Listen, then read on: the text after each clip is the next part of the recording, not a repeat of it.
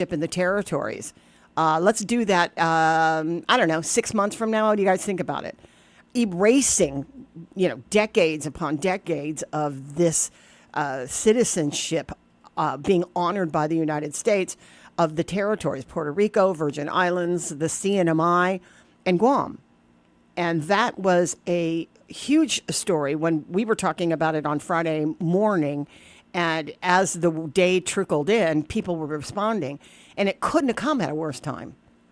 It was tone deaf on their part to be able to pitch something like this that, people have enjoyed for many, many years on coming into Guam and being born here. I think the idea of it being the birth tourism concept is what gets everybody worked up. And I'm still curious to see what those statistics are about how many. And I feel like it's dropped over the years.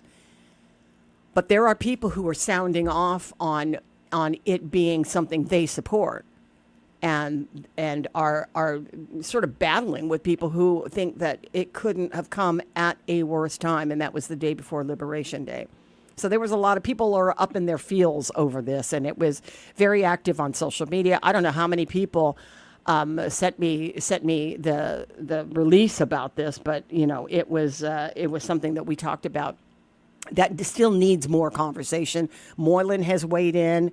He's departing from the idea from other Republicans or even the president, vice president, that thinks that this should happen for Guam. We've had Gregorio Sablan, Khalili Sablan, who has spoken out against it. We've had everybody from Equally American speaking out against it, lawmakers locally. I don't know about all of them, but locally we've had attorneys and just average people having something to say about this, and it's not positive. And it is yet another thing that Guam deals with when it comes to these rash decisions on sloppily crafted legislation that gets people all riled over on this side. You have some people trying to temper the tempers by saying, this is just not written well, and that there's going to be huge challenges. Don't start protesting in the streets. That this may not get off the ground if this doesn't also have enough sponsors. And who they're not getting sponsors from are those delegates who represent Puerto Rico and the Virgin Islands and Guam and the CNMI. And whether or not that makes a huge difference, it'll definitely make a huge argument. So we're looking forward to that. And we're hoping that we could catch up with the governor this morning because the budget, again, was passed 8-7 over the weekend or on Monday. And it looks like it's prime for a veto. She's made very clear these areas where she will not address this veto. She won't look at it. And I believe that they, are studying it, and already people are saying this is never going to fly. And also, another ththing that we wanted to sort of tap into, and hopefully we're going to be able to talk to Dr. Judy Wampat from the Department of Education. A release came out of James Moylan's office the other day where he said he was able to secure FEMA funding with a matching of like 10%, 90% FEMA funding, and we'd have to pick up the tab for the 10% for schools that suffered damage during Maywar. I mean, we're 2 storms behind on recouping and recovering from, past storms. And Maywar upset a lot of these campuses. And Judy Wampat has a list of the campuses that were affected by Maywar. The problem is, there are schools on that list that have become ineligible for the FEMA funding because they did not submit proper documentation. Yeah, they did not, which is a requirement of FEMA, is, take videos, take pictures, detail the damage that was done, and that all becomes part of the application process. Well, some of these schools never did it back during Maywar. Some of them just didn't do it. And for whatever reason, we'd like to find out, but for whatever reason, that didn't happen. Judy Wampat has the list, and we'll be hopefully talking to her. I think that she said once that she gets, and it's likely we'll find out what the scoop is on that. Otherwise, hey, it's a Wednesday morning, lots to talk about today, and we'll get Polly's perspective in just a couple of minutes. But let's go ahead and take this break at the bottom of the hour here on Mornings with Patti. It all connects. The girl who walks for hours to bring home the family's water, the school she can't attend most days, the breakfast she didn't have, the rain that hasn't fallen in months, the danger around the next bend, her little brother's belly laugh, her mother's hug, her dreams of being a teacher, an engineer, the mayor. All the reasons life is both so hard and so beautiful. It all connects. But so do we, for children's sakes. At Child Fund, we connect through everything we do, together, so every child can grow up healthy, educated, and safe. Because we need each other. Learn more at childfund.org.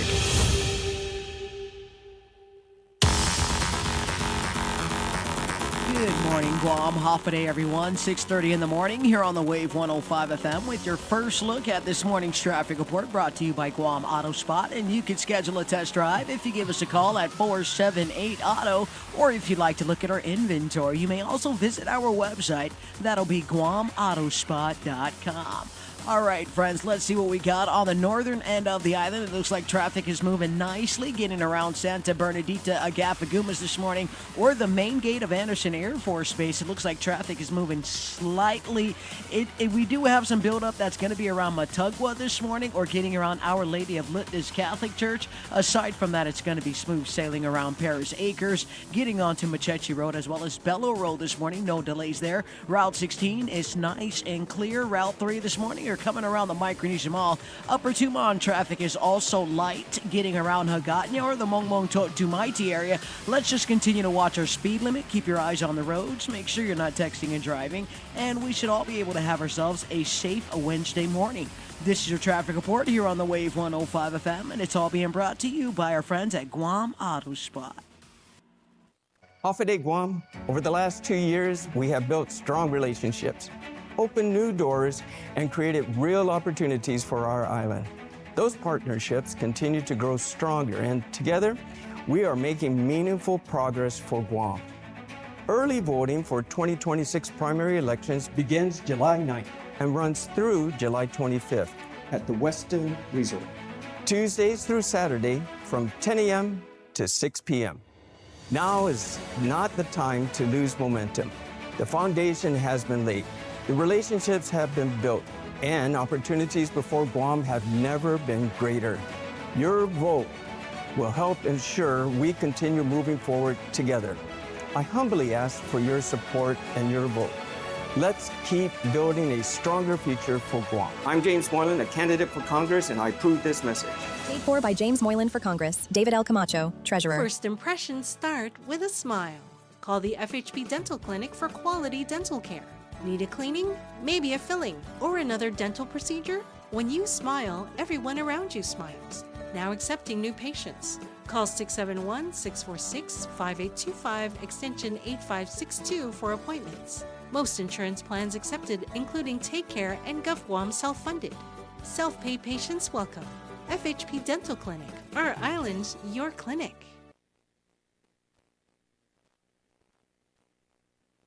Real talent is defined by what people can do, not where they learn to do it. So by stopping at the education section of a resume, you might throw away the perfect hire. Skills First Hiring helps you see talent others miss, like more than 70 million stars, skilled through alternative routes. Let their story unfold and gain a competitive advantage, because hiring managers who start with skills are 60% more likely to find a successful hire. Hire skills first. Learn why at tearthepaperceiling.org. Brought to you by Opportunity at Work and the Ad Council.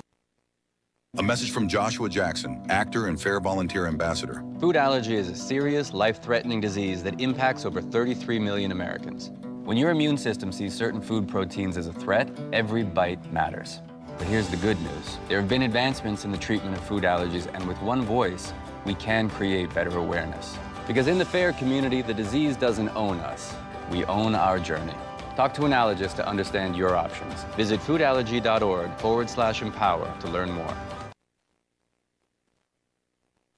When Guam is not heard in Washington, our families pay the price. We pay it in higher costs, in housing that feels out of reach, in food assistance put at risk, in our Manamco and neighbors with disabilities still waiting for benefits they've earned.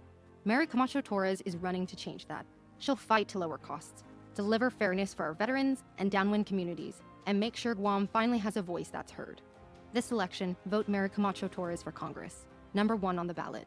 I'm Mary Camacho Torres, and I approve this message. Paid for by the Torres for Congress Committee.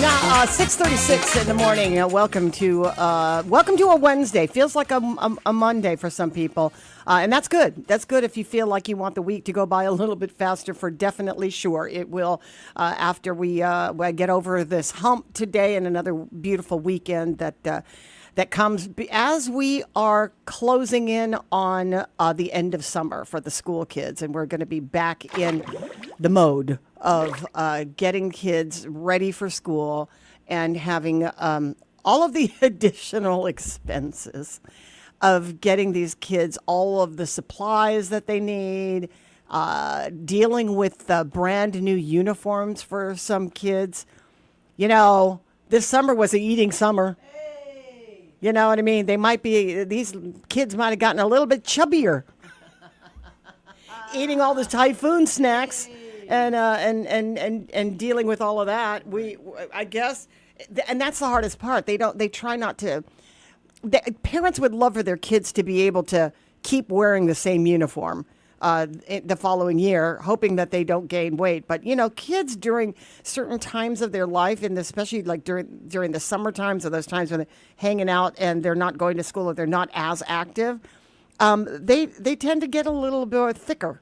And some of them go through these growing spurts, and those growing spurts are the ones that, you know, you find that they have jumped a couple sizes, and it may not necessarily be because they're not active or whatever. I mean, growth spurts in kids is a very real thing. You can measure these young kids.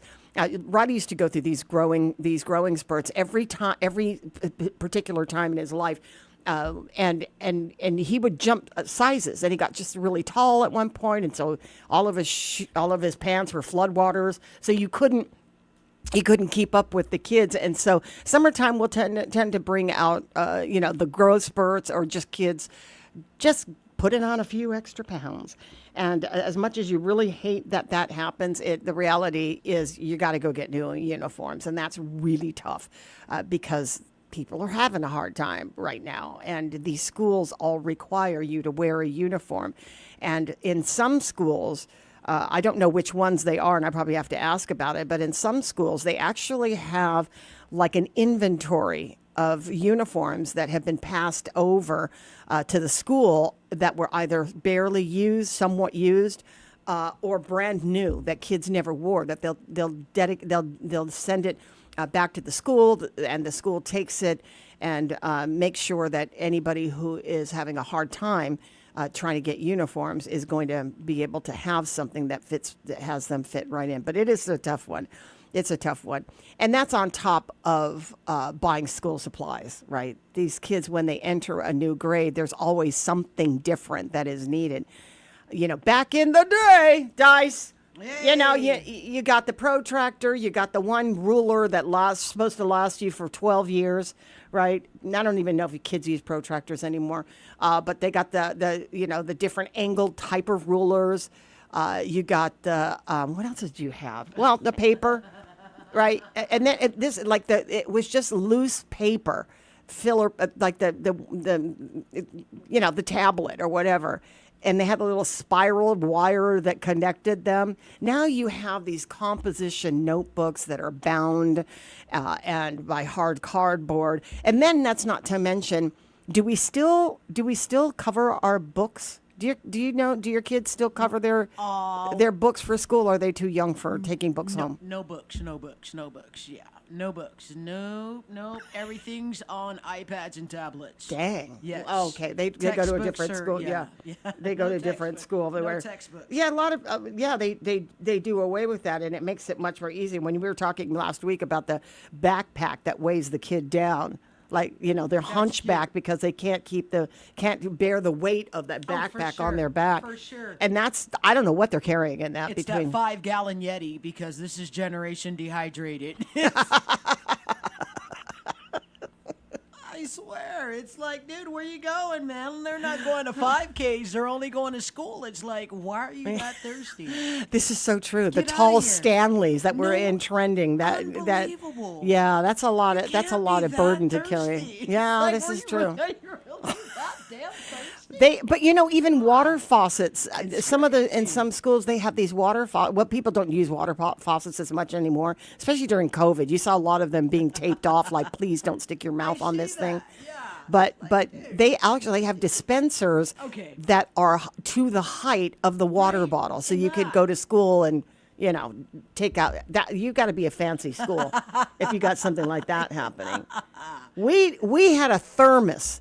Whatever you were going to drink that day, if it was a water fountain, and you become very traumatized early in your life by going to school and trying to drink out of that water faucet, because sometimes the pressure would be so low that kids actually are wrapping their mouths around that little spigot and slurping up whatever water pressure that is provided for them. And then the next guy has to come up and, try to drink out of the same faucet with, little Timmy's, part of little Timmy's food particles are, in the basin of this water faucet. It was pretty gross. And sometimes they didn't have like a compressor where the water was cooled enough for you to drink. Sometimes it wasn't even working. If they had one, you were just drinking warm water out of the tap. And when you think about what you can do to get fresh water at enormous prices in this gas station on the way to school, and how we have become so spoiled by the access to drinking water in your little vessels that you bring to school, like you said, the 20-pound Yeti that kids bring. You would not even. I don't know if we ever were hydrated back in the day. I think we're just like walking dry scales of kids because water wasn't a big deal. Our parents had the thermos, and if you dropped the thermos, you had to go and find another one because it was made of glass, right? And so it might have carried 8 ounces of whatever liquid, and 9 times out of 10, it was either warm milk or it was, Kool-Aid if you were lucky enough to have Kool-Aid. But most of the time it was just water. And it came with a little cup. Do you know what I'm talking about? Got you. It came with a little cup, and you could only, and here you are, 5th grader. It is 1965, 71. And you're in 5th grade, and you've just come from outside smelling like sun, playing tetherball.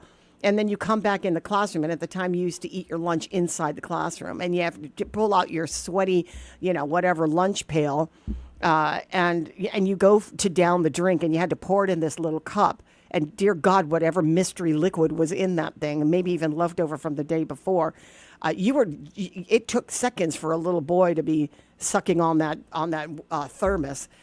Before he realized that he had to go out and drink more water. And so you have to get an excuse from the teacher to go out, and there was nothing to fill it up with. You just had to stand there waiting at the water faucet with 20 kids strong, sweaty, I only know this because I went to a school in California where that was the case, where I was in the Mojave Desert in Edwards Air Force Base. We had sweaty boys all the time, and it was nasty in 5th grade. And watching these boys just lap up the water and hog the water faucet. I mean, the water dispenser was definitely a thing. So yeah, you're right. You know, having water. Is he here? Yes. Oh, I didn't realize. I thought it was just. I thought we were still trying to get a hold of him. Sorry, Paulie. I didn't realize. Good morning to Paulie Suba and Paulie's Perspectives happening here on this Wednesday morning. How you doing, Paulie? How was your not weekend? How was your celebration yesterday? What'd you guys do? It was good. It was a perfect day for a parade. Yeah. Too bad.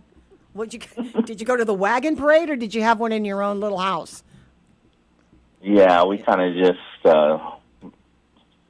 had each other walk back and forth in the yard and cheer for them. Well, you know, it was a beautiful day for a parade, but it was hotter than Hades out there. And there wasn't on a day that we normally have a little bit of rain during the parade, there was not a drop from the sky yesterday. It was pretty hot. It was stifling hot yesterday. So I don't know. Maybe some people were grateful, but I don't know if the conversation is going to die down, or are we still going to have PTSD over the fact that this decision was made without asking the public. I just couldn't resist. I know. For me and our family, we're over it. It was fine. Yeah. There was plenty to do yesterday for sure to commemorate. Yeah. Oh, absolutely. Yeah. From morning until the last fireworks marked, there was enough for people to go out and celebrate the way they wanted. Yeah.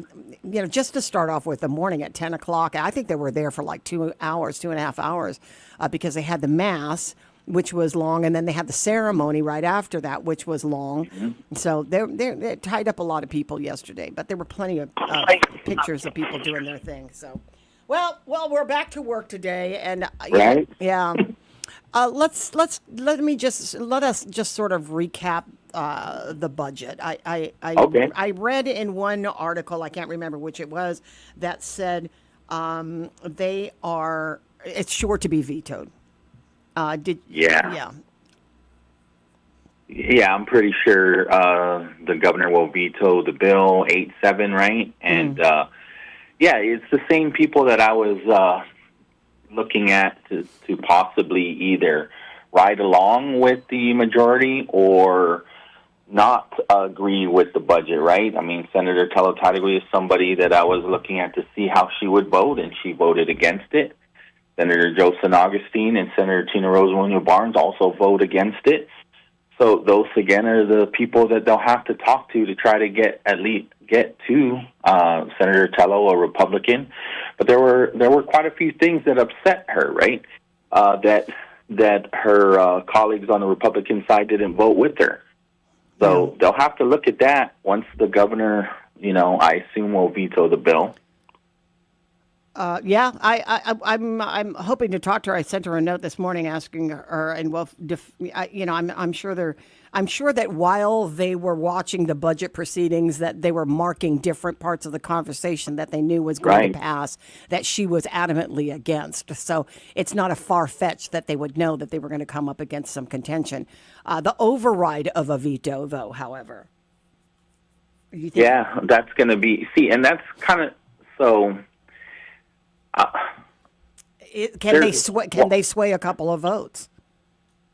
I think they can, but what I am very critical of is the strategy or the how early they started to introduce the bill or debate the bill, put it into session, right? Yeah. So early on, and so the strategy, I don't know, is it for a couple of things? Is it because at least what I heard on the record with Speaker Frank was that, hey, we're going to get this done at a certain time early on in July, or mid-July, so that way you guys, all the other senators, can attend Liberation Memorials. Well, Liberation Memorials were canceled. There were none except for the one yesterday. Mm-hmm. And then some were saying that, it's the campaign for the rest of August. But look, if this bill gets vetoed, which it more than likely will, and they cannot get it to override, we could still be debating this bill. Yeah. Late into August, early into September, and there is the risk that you have a government shutdown.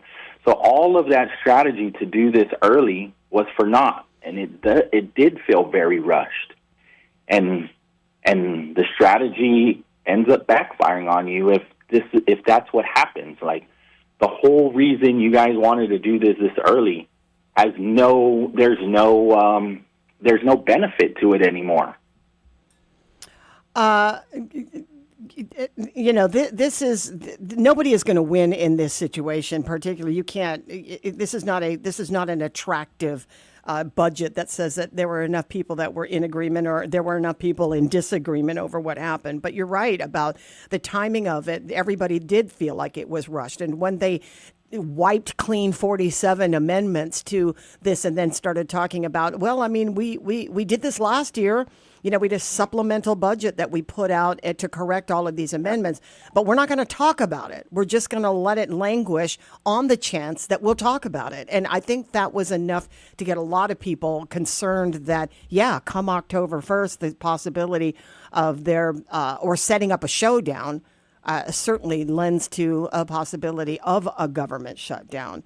And I think then the public, from my point, I think we need more assurances that everything is going to work out, rather than what they were doing last week when they said, if you guys want a supplemental budget, we can certainly do it August 1st, right? Or we can make sure that that happens if this is what the body feels. But right now we're shutting down the conversation. We're just not talking about where that money's going, and that was concerning. And I think that's what the Democrats completely focused on was, entirely on what was cut, and I think those concerns also deserve attention. So Telo Taitigui, she originally was, if I remember her original language, that it looked like she was on the side of her fellow Republicans, but she, in the end, voted against the budget and made the point that she was trying to understand why they were rushing to pass it more than a month before the legal deadline without waiting. And I think that she made that point. We could have waited and had all of the updated revenue that we were looking for, revenue figures that we were looking for. But the fact that we did it, weeks earlier now creates more of a concern. So do you think that there will be the conversation that this financial information is going to supersede the political calendar? I don't know, because as we get closer to it still is kind of too far to assume that we're going to get close enough to even panic that there might be a government shutdown, right? I mean, we still have all of August and all of September. That's why I'm trying to wrap my head like, look, again, you have 2 more months, and you sent this budget to the governor so early, and there's a very good chance she will veto it, and then you don't have the votes to override. So you could be spending the next 2 months again debating this budget. So, I mean, I see both sides. I see where the Republicans are saying that this is a balanced budget, this is a fair budget. They have put money aside to assist with public safety, public health, and public education. The Democrats are saying it's not enough, and it's not detailed enough. It's not specific enough. That's why they wanted all of those amendments in there. However, I mean, when you add up the bill to $250 million on top of, I mean, we just don't have that money, even if you left the BPT at 4.5. And the governor has about $40 million that they need to decide on with the special session for tomorrow. And so that's money that goes to the airport. That's money for that the governor is saying that they need for the recovery of Bobby. That's money that they need for child care services, which is kind of confusing to me.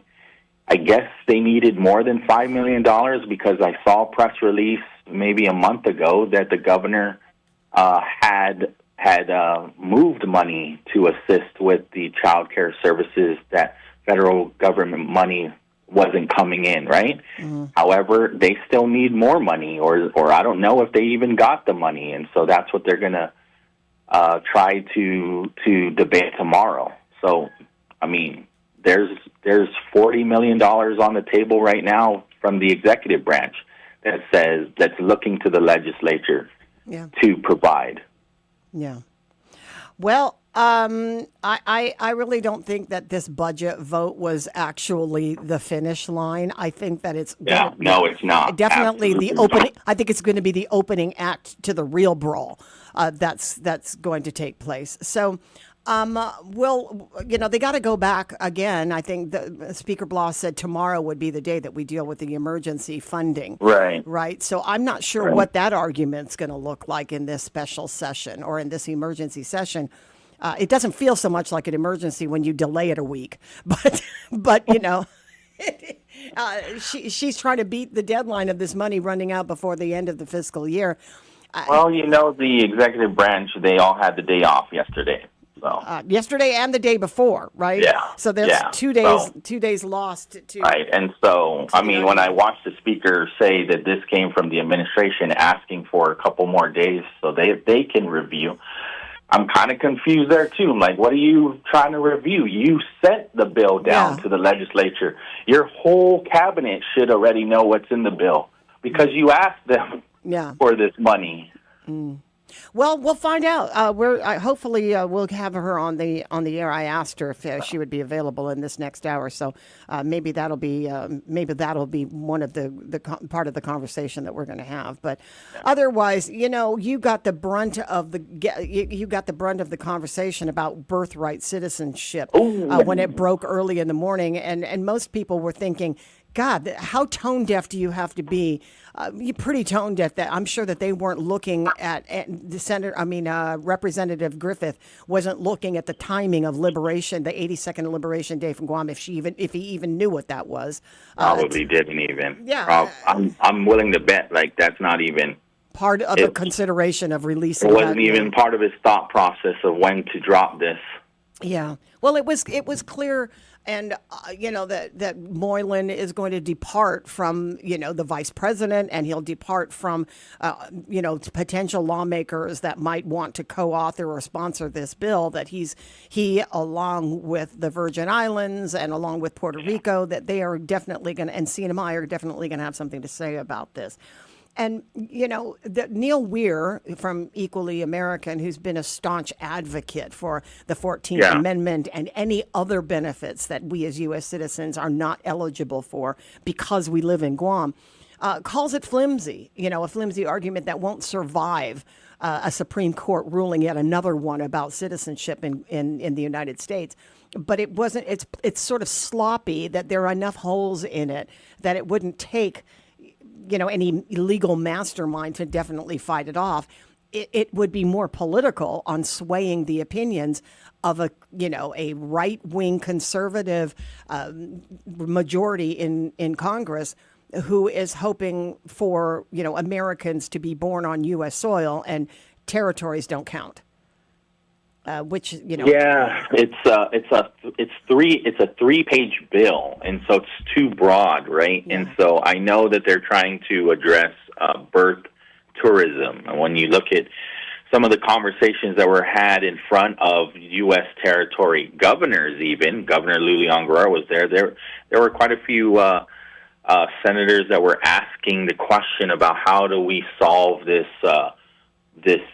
situation where those from other countries, specifically Asia, are going over to the CNMI specifically, right? And then delivering their babies there. So they're trying to address birth tourism. However, because it's not one, the wording in there is insulting because again based on insular cases. Yes, it points to these insular cases that again. Yeah. Basically are saying that we are second-class citizens, or that right? We're not smart. Exactly. We're not smart enough. We're not intelligent, right? Yeah. So we can't solve these problems on our own, and so Congress will make those decisions for us. And then it's so broad because, again, it can affect not just tourists. It can affect those that have lived here in Guam for years but are not yet U.S. citizens or have green card status. Those that legally work here in Guam and their children are born. So, I mean, we have people that have businesses have paid the visa fees, a lot of money, and they're here. There's questions about that, right? I know some great college professors that are here. If they have their children here, and they won't become U.S. citizens, but in any of the other 50 states, they will. They can. After, January 2027 is the date? Yeah, that's literally 6 months away to argue something this huge. Yeah, 3 pages is just obviously, it doesn't go into the detail, and so many people can be also thrown into that birth tourism category when they're clearly not tourists. Yeah. I obviously, and I was wondering what the stats were saying, and I recently read something about this with the CNMI having to crack down. Well, having lost the privileges to be able to decide for themselves, that since then the numbers have dropped so significantly in the CNMI of birth tourism that these numbers don't represent the concerns that they may have in this present Congress or this present particular House representative that becomes an issue for America, right? So the scariest part for me is if this passes, then we're one more conversation to maybe we'll do the same for anybody born in these territories. And then we're in another conversation after that. Well, Congress has the power to just remove their citizenship in these territories. Yeah. And they do. Well, for a place that is front and center in this region, in the Indo-Pacific, for the defense of America, it's a hard. Yeah. it's a hard one to pitch over here. It's so insulting. Yeah. It's like I don't know. It's insulting for anybody to say Guam is my home. Yeah. What are you talking about now? Yeah, absolutely. Well, Polly, I've got enough fodder, and I know you do because of the things that the government is doing. So we'll catch you this afternoon on your program, and we appreciate you taking time with us every Wednesday. All right, take care. You too. Take care. That's always great to hear from Polly Suba on Polly's Perspectives every morning on every Wednesday here on Mornings with Patti. We're going to go ahead and take a break for your AP News. We are KGUM FM and Daddy Do Guam. AP News, I'm Ed Donahue. At the White House, President Trump says he has no interest in talking to Iran to end the war. He also talked about Pickaxe Mountain, a fortified underground site near one of Iran's primary nuclear enrichment facilities. They can't have a nuclear weapon right now. It would take them years to produce it. And we will absolutely attack the new site that they're talking about. I mean, how about these people? They're in this because of nuclear weapons, and they're trying to possibly reconstitute a site. We'll hit that site. Any site where they're even thinking about nuclear, we'll be hitting it very, very powerfully. The president also said Iran desperately wants to meet. In the Red Sea, Iran-backed Houthi rebels have opened a new front against Saudi Arabia by declaring a naval blockade of the kingdom, threatening the flow of global oil supplies and trade. The AP's John Gambrell is in Dubai. There's a chance, if the Houthis carry out this threat, that they could disrupt Saudi oil shipments to Asia. That would have a big impact on global energy prices, which already are straining with the resumption of hostilities between Iran and the U.S. over the last several days. Senators are preparing to grill Defense Secretary Pete Hegseth over the funding of the war against Iran. Tropical storm Bertha is expected to weaken in the Gulf of Mexico as it chugs closer to the U.S. Forecasters say it could still bring coastal flooding and heavy rain from the Florida Panhandle to Louisiana. A federal appeals panel reversed a lower court decision ordering the release of pro-Palestinian activist Moshe Mandawi, opening the door to his rearrest. A Vermont judge's decision earlier likened the government's efforts to expel the Columbia student protest organizer to McCarthyist repression. Stocks are sharply higher in late-day trading. More information at apnews.com. This is AP News. One town's obsession with nutcrackers has turned into a tourist draw. Complete with a brand new, over 65-foot nutcracker decked out like a giant Uncle Sam, named Burn the Patriot. It all began with 96-year-old Betty Mann, who did not stop at buying just one nutcracker over the years. Designer Katie Walbrave in Laverne, Minnesota. People were taking bus tours to her house to visit her nutcracker collection. At the time, Betty was on the town's Historical Society board. So in 2016, I went to my board and I said, I have this crazy collection. I would donate it and maybe it'll draw people into our museum. The collection has ballooned to over 7,500 nutcrackers. How do you one-up that? You build what's possibly the world's largest nutcracker. Burn the Patriot is almost twice the height of the current Guinness World Record-holding nutcracker in Germany. I'm Lisa Dwyer. I'm Ed Donahue, AP News. You're listening to Mornings with Patti, where the conversation belongs to everyone. Half a day, Guam. This is Paul Stanko with your National Weather Service. Showers will mostly be isolated for the rest of this week. However, the afternoons could see scattered showers due to island heating the next few days. The rip current risk is moderate along southwest and east-facing reefs and will remain so through Friday. Light and variable winds will continue through the weekend.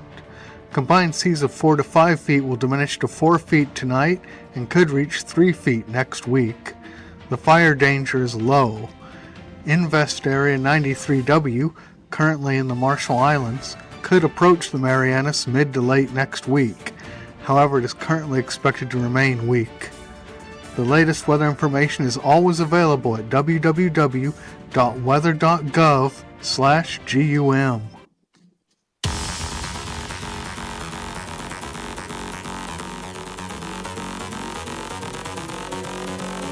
Alrighty, Guam, half a day, everyone. Good morning and welcome back. 6 minutes after 7 o'clock on a Wednesday morning here on the Wave 105 FM. You are tuned in to Mornings with Patti. We're going to go ahead and hit the streets right now. This will be your second look at your traffic report for this morning. It is being brought to you by Guam Auto Spot, where you could schedule a test drive by calling 478-AUTO. Or if you'd like to look at our inventory, you may also visit our website. That's GuamAutospot.com. We do have an even flow of traffic coming out of the Naval Base this morning up and around PD. We got some north and southbound delays. Expect some wait time getting around PD this morning. Ascent traffic is light, moving nicely through both Ascent as well as Anigua, getting around Hagåtña, Senahanya, or coming around Ordot. It looks like traffic is still light. Route 10 in both Manilao, stretching around Barragata. There's no delays there. Mongmong to Mighty is just as great, as well as our friends getting around Barragata Heights this morning. Coming around the Micronesia Mall, getting out of Harmon as well as Dedido, you can expect some wait time, as well as Upper Tumon. It looks like traffic is beginning to pick up. But again, Guam, if there's anywhere on the roads that you need to be, now would probably be your best bet. Let's continue to keep our eyes on the roads. Make sure you're not texting and driving. Fasten your seatbelts, Guam. Remember, seatbelts are sexy. And let's get our kids strapped in the proper booster and car seats. Your traffic report here on the Wave 105 FM. And it's all being brought to you by Guam Auto Spot. Half a day, Guam. The Guam Hotel and Restaurant Association invites you to the Fair Trade Show, Guam's premier hospitality and food service event. Join us August 19th and 20th at the Hyatt Regency Guam from 8 a.m. to 5 p.m. Experience hands-on training sessions and exciting culinary competitions featuring professionals, apprentices, and pastry talent. Discover new products, connect with suppliers, and celebrate Guam's hospitality industry. Don't miss Fair 2026. Visit GHRA.org for details. Rise and shine with Roots Breakfast Buffet. Served daily from 6:30 to 9:30 a.m. at Guam Plaza Resort. Seniors enjoy 15% off for a limited time. Save your spot now. Call 671-649-7760 to reserve. Hafa Adai Guam, over the last 2 years, we have built strong relationships, opened new doors, and created real opportunities for our island. Those partnerships continue to grow stronger, and together, we are making meaningful progress for Guam. Early voting for 2026 primary elections begins July 9th and runs through July 25th at the Westin Resort.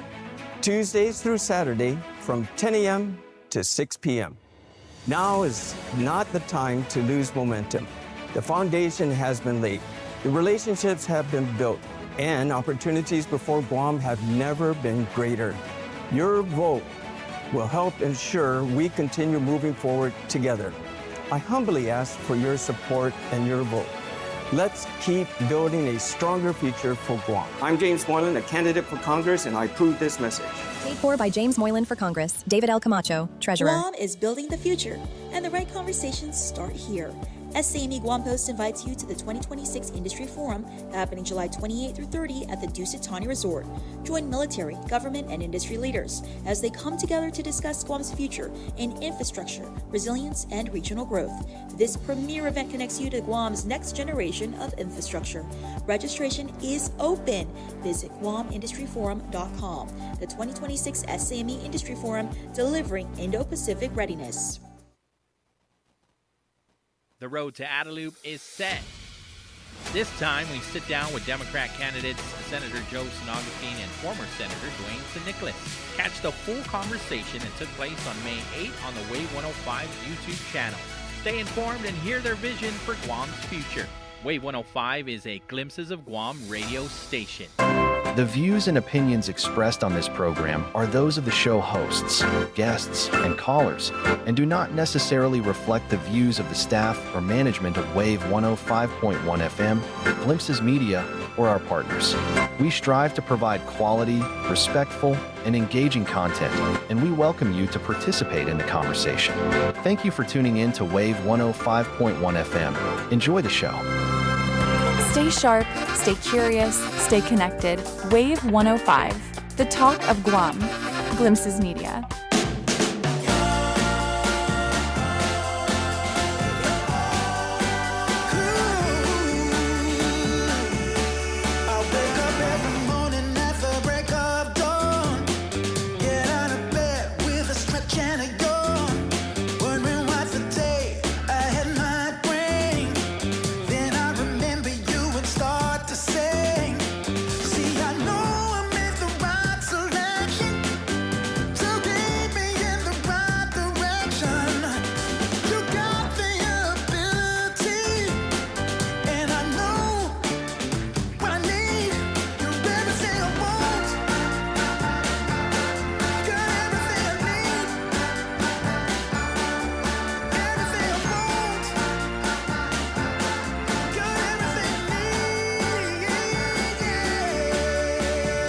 I'm reading this one article that somebody says to me is like nothing is more important to anybody in the Southwest Virginia than birthright to citizenship in the U.S. territories. Absolutely, something to mock indeed is how somebody from Virginia would think this to be such an important issue for his constituents. Who may or may not even understand what Guam is, who Guam is, where is Guam. You still have a population of people in this country that have maybe heard the word Guam, but really have no clue, that feel like it's still foreign territory, don't understand any of our political status issues, don't understand anything about the island and its role in this Indo-Pacific region. They're just largely ignorant over this. And I'm not saying this just because I think it. I have had conversations with people who are absolutely ignorant over what the U.S. territories are, who they are, and what role they play in the United States, and especially in its people. One person was insulting enough. I was sitting at a group of men And they were all talking about Obama and how Obama, this was back in the day when Obama was president, toward the end of his first term, they were complaining that Obama never did anything for them. And then it got on to other questions about people's rights who live in this country. I was the only female at a table of all black men. And it was a barbecue. And, true to form, I usually sit with the guys by the barbecue pit. And so they got to talking about the politics. And after all the joking was done, some guy said, yeah, Obama never did anything for me. And then, the guy they chimed in. And then before you knew it, the table was separated on what Obama had done and not done. And I don't know where in the conversation that I interjected what the United States has not really done for Guam. In the way that they're talking in reference to, protecting their rights as Americans, and how there's so much discrimination in this country that it further pushes them down in the order of, how you're treated in America as a citizen. And I'm like, if you guys are pissed off at that, listen to this. And it was kind of like this conversation where they were like, wait, talk to us about Guam, what's the significance? And so really taking a page excuse me, out of the, book of Genesis for the history of Guam. I didn't start with the with the Magellan. I fast forwarded to the parts that, would have made sense to them about the United States. And when they found out, we lived in an island, how big is the island, and what the people are called, and all of that stuff. They were all ears because this was something absolutely new to them. And then they go, are you guys American citizens? And I said, yeah, by, nature of the Organic Act, this is how we became U.S. citizens. But those of us who were born in the States, obviously were born to be U.S. citizens. But the difference is that we don't have the same benefits as you. And so when they heard that, we are U.S. citizens without the right to vote, they were kind of curious as to how that happened. And, that was a short conversation because it didn't take much. And then one of the guys, he might have been trying to be joking around about it, but it wasn't a serious part of the conversation. So the segue into the joking part of it, I wasn't ready for. But after all of that conversation, the imagery of Guam was in thatched huts and coconut bras, or running around naked, because we don't have enough palm fronds to cover ourselves. And it was just such an insulting thing coming from somebody who was who felt like a male minority in this country anyway, to sort of dog somebody who came from Guam. You can have the conversation about the differences between the two cultures, and the differences in the skin color, and the differences that these races have had in its relationship. You can have that deep and dark, conversation, but that wasn't the place for it. We were just simply talking about people's rights in America and how they are compromised at certain. So they didn't know anything about Guam. They still thought I had to show them pictures. And what was really sad about this?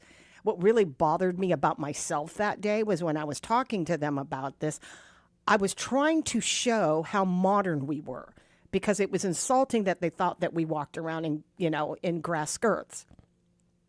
And in my pursuit to tell this rich, beautiful story about an island that became, guess what picture I showed them to show off our modernization? Doggone Tumon. You know what I mean? I was trying to defend us, that we're not just random natives running around without shirts on, right? I was trying to show them that we are a modern people living in a modern society and growing with the modernization of the world and the United States, that this is where we live. And I was kind of pissed off at myself when I was showing, feverishly looking through stock pictures of Tumon. And it was just so dumb. It's like, okay, this is what I want you to see. You're going to see first pictures of Guam. I'm going to show you this. And today, what would you have done? Like, if you could find a picture to support your argument and defend your island, what would you take a picture of? To somebody who's never seen Guam? A beach? Two Lovers Point? I mean, what would you show them? Right. Because that's what we do at GVB, is we show them these places that show why wouldn't I have shown pictures of World War II? Because that was my whole point, We were occupied when you guys were, picking your noses, or your parents were fighting for justice in these urban cities where black versus white was a huge, or white versus black was a huge part of the 60s. We were recovering not even 20 years earlier from a war that occupied Guam and took its citizens into capture. And I show them Tumon. I guess now I have stock photos of the war, thanks to Manny Chrysostom. I have like more stock, and it became a thing. I have it like at the ready. You want to talk about Guam? Let me show you pictures. Yeah, Tumon's going to be a part of it. Absolutely. But in my pursuit, it was a faux pas on my part. And it wasn't that the argument was lost. It was that they were too ignorant to understand that there is a place that has a culture, that has its own food, that has its own language, where people are considered, or who are born here, to be American.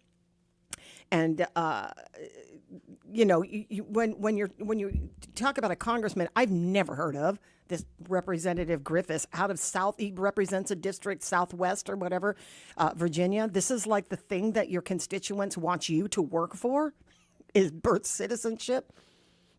citizenship and birthright tourism in the territories. This is what we're doing here. I would be up in arms if I lived in Southwest, or wherever he's from, Southeast Virginia, in a district, maybe in a town I really even hear about.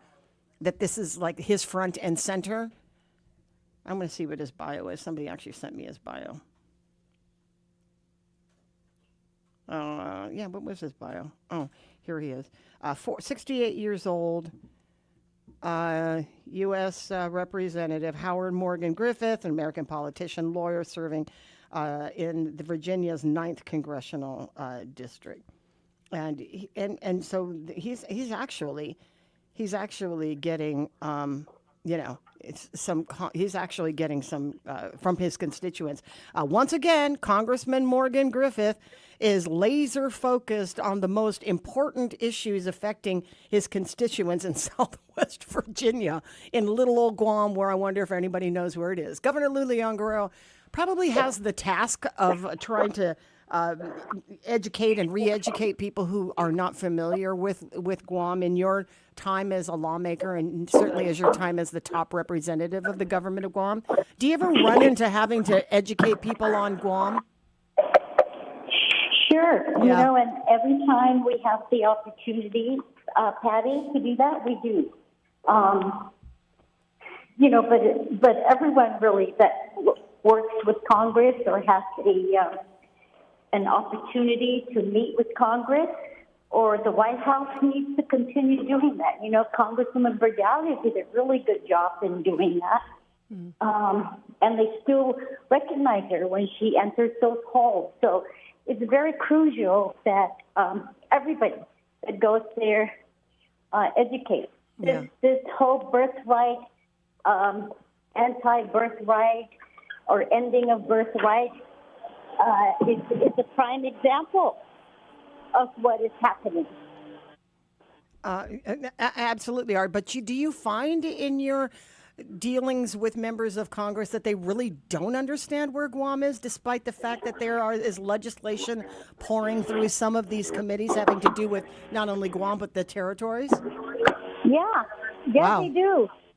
Wow. So it's very important even to meet with Congress to give them that understanding. I don't know if the I'm pretty sure the congressional delegates do that. Both CNMI and both our congressional delegate. I also understand that Congressman Moylan is not supporting this bill. I have not personally talked to him. He was trying to get a hold of me this morning, but I sent him our position. And we don't support the bill. He's very anti-rights, anti-dignity rights, anti-human rights.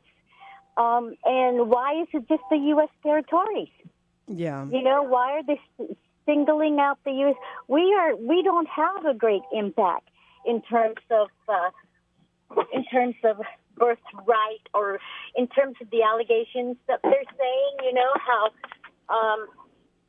this has been made into like a economic profiting situation for some people. But I don't think that, I think if that's the case, then that should be enforced.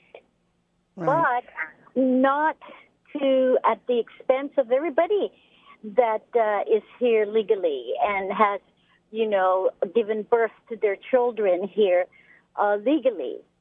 So there's even a question. If they are not U.S. citizens when they're born here, what are they then? Right? Right. What are they? And most countries recognize birthright. So I don't know if it has legs in Congress, this bill. The office of Congressman Moylan is saying that people don't really support this bill. So we'll see where it goes. But we are making a position, and we are writing a letter to Congressman Griffith. Okay. Well, he's going to get an earful because it has certainly made its rounds through through the national media. I don't usually have Fox in my search bar, but Fox News actually did a whole piece on it. And it really, I think that Polly made a point.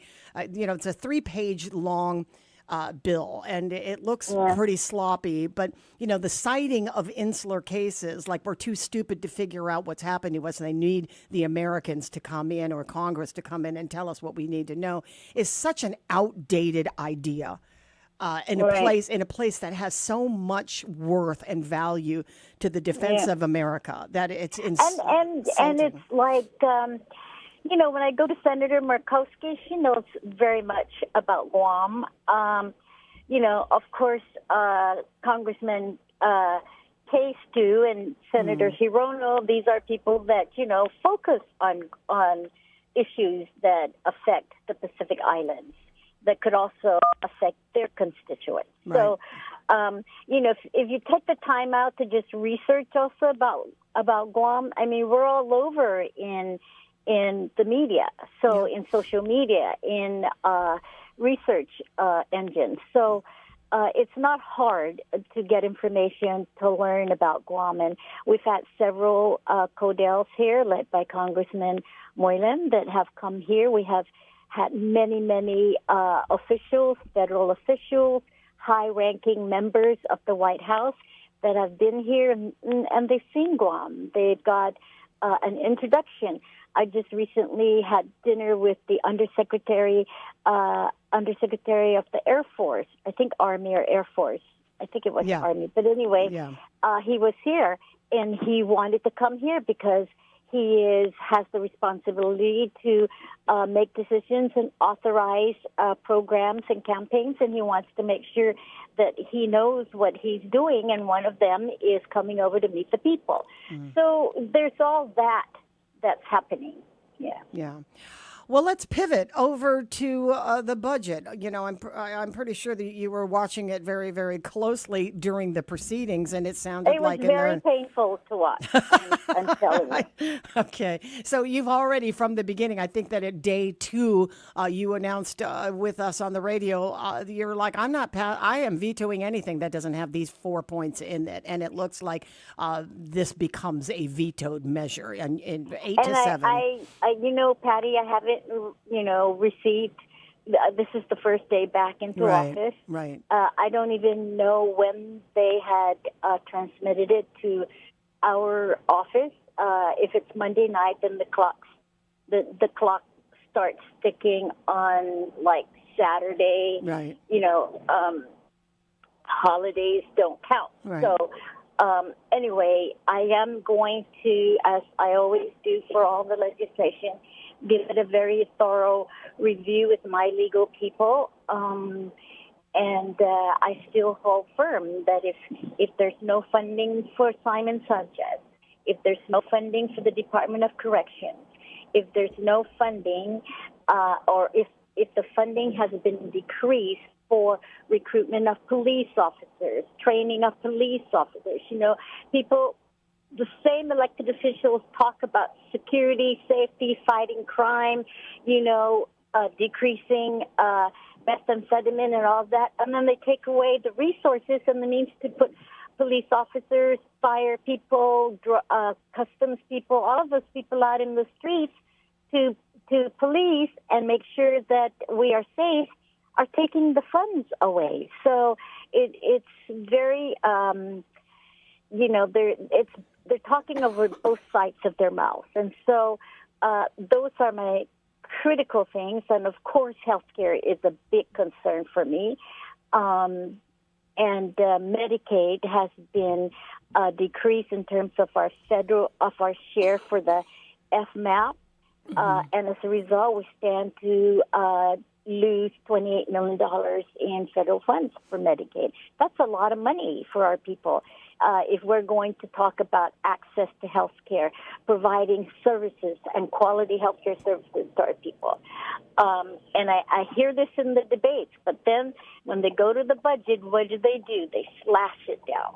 So, we sent down a 4.5 GRT budget, and I think that's a big compromise for us. And if the legislature can just keep on the 4.5, I think we could be okay. So much was riding on this last year when they voted and they argued over the BPT.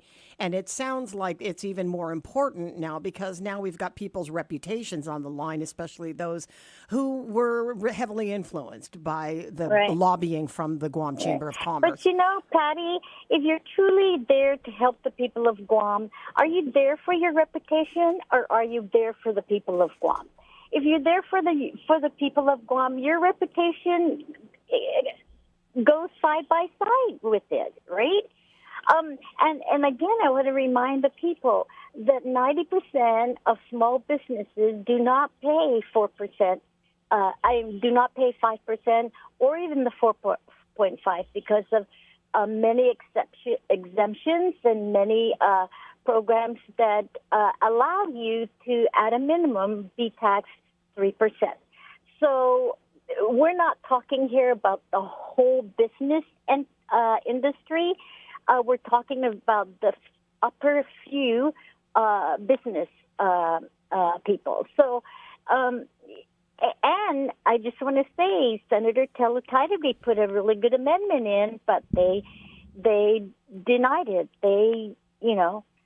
And her amendment was to tax 5% to a certain number of people that make this, and certain number of businesses that make a certain amount of money. And I think she took the cap off too. But that was, I thought, a reasonable compromise. But it was not approved as an amendment into the budget. Well, and her argument was also that we sort of rushed this measure and for the sake, and I think it was very clear that it was for the sake of hitting that campaign trail. So, rushing the budget. They're talking about now the supplemental budget, which talks could begin right after the primary. Is it possible that during that period of time that they can come up with the funding that is needed? And do you think that they're going to give you any problems when they debate this tomorrow just for the leftover from fiscal 2026? You mean on our special session tomorrow? Yeah. I think the special session that they are going to be going into is very specific. So it's basically helping out the airport in their operational funds because of the concern about maintaining the debt service of 1.25 and I think even above. And of course, we also have in there a provision or an appropriation for BAVI, about a $10 million provision for BAVI, and also $11 million for the child development, the child care services, which we are paying. We need to pay because the federal government hasn't yet given us the full amount of our grants. and it's necessary. Well, they to stopped continue that. on, of course. They stopped that effective January of this year. So that apparently people didn't have enough time to do without that subsidy. But the point remains that it does become very expensive. So Yeah. did you need more time? Was the delay of the special session because of the budget, or did you and your cabinet need more time to review your own bill? No. We, the legislature asked if they could do it tomorrow because of the budget and other issues also, but primarily because they wanted to go through the budget. So your cabinet has no problem. The agencies that are affected by these No, these funds, you're good on that. Yeah. And so I guess I talked to one of your cabinet members who goes, I remember sitting at like 2:00 in the morning on September 30th to avoid a shutdown on October 1st, having had the same scenario last year when they went into the supplemental budget session. Are you hopeful this year? Are you hopeful in this budget conversation that clearly the Republicans don't have the votes for an override unless somebody on that side of 7 blinks?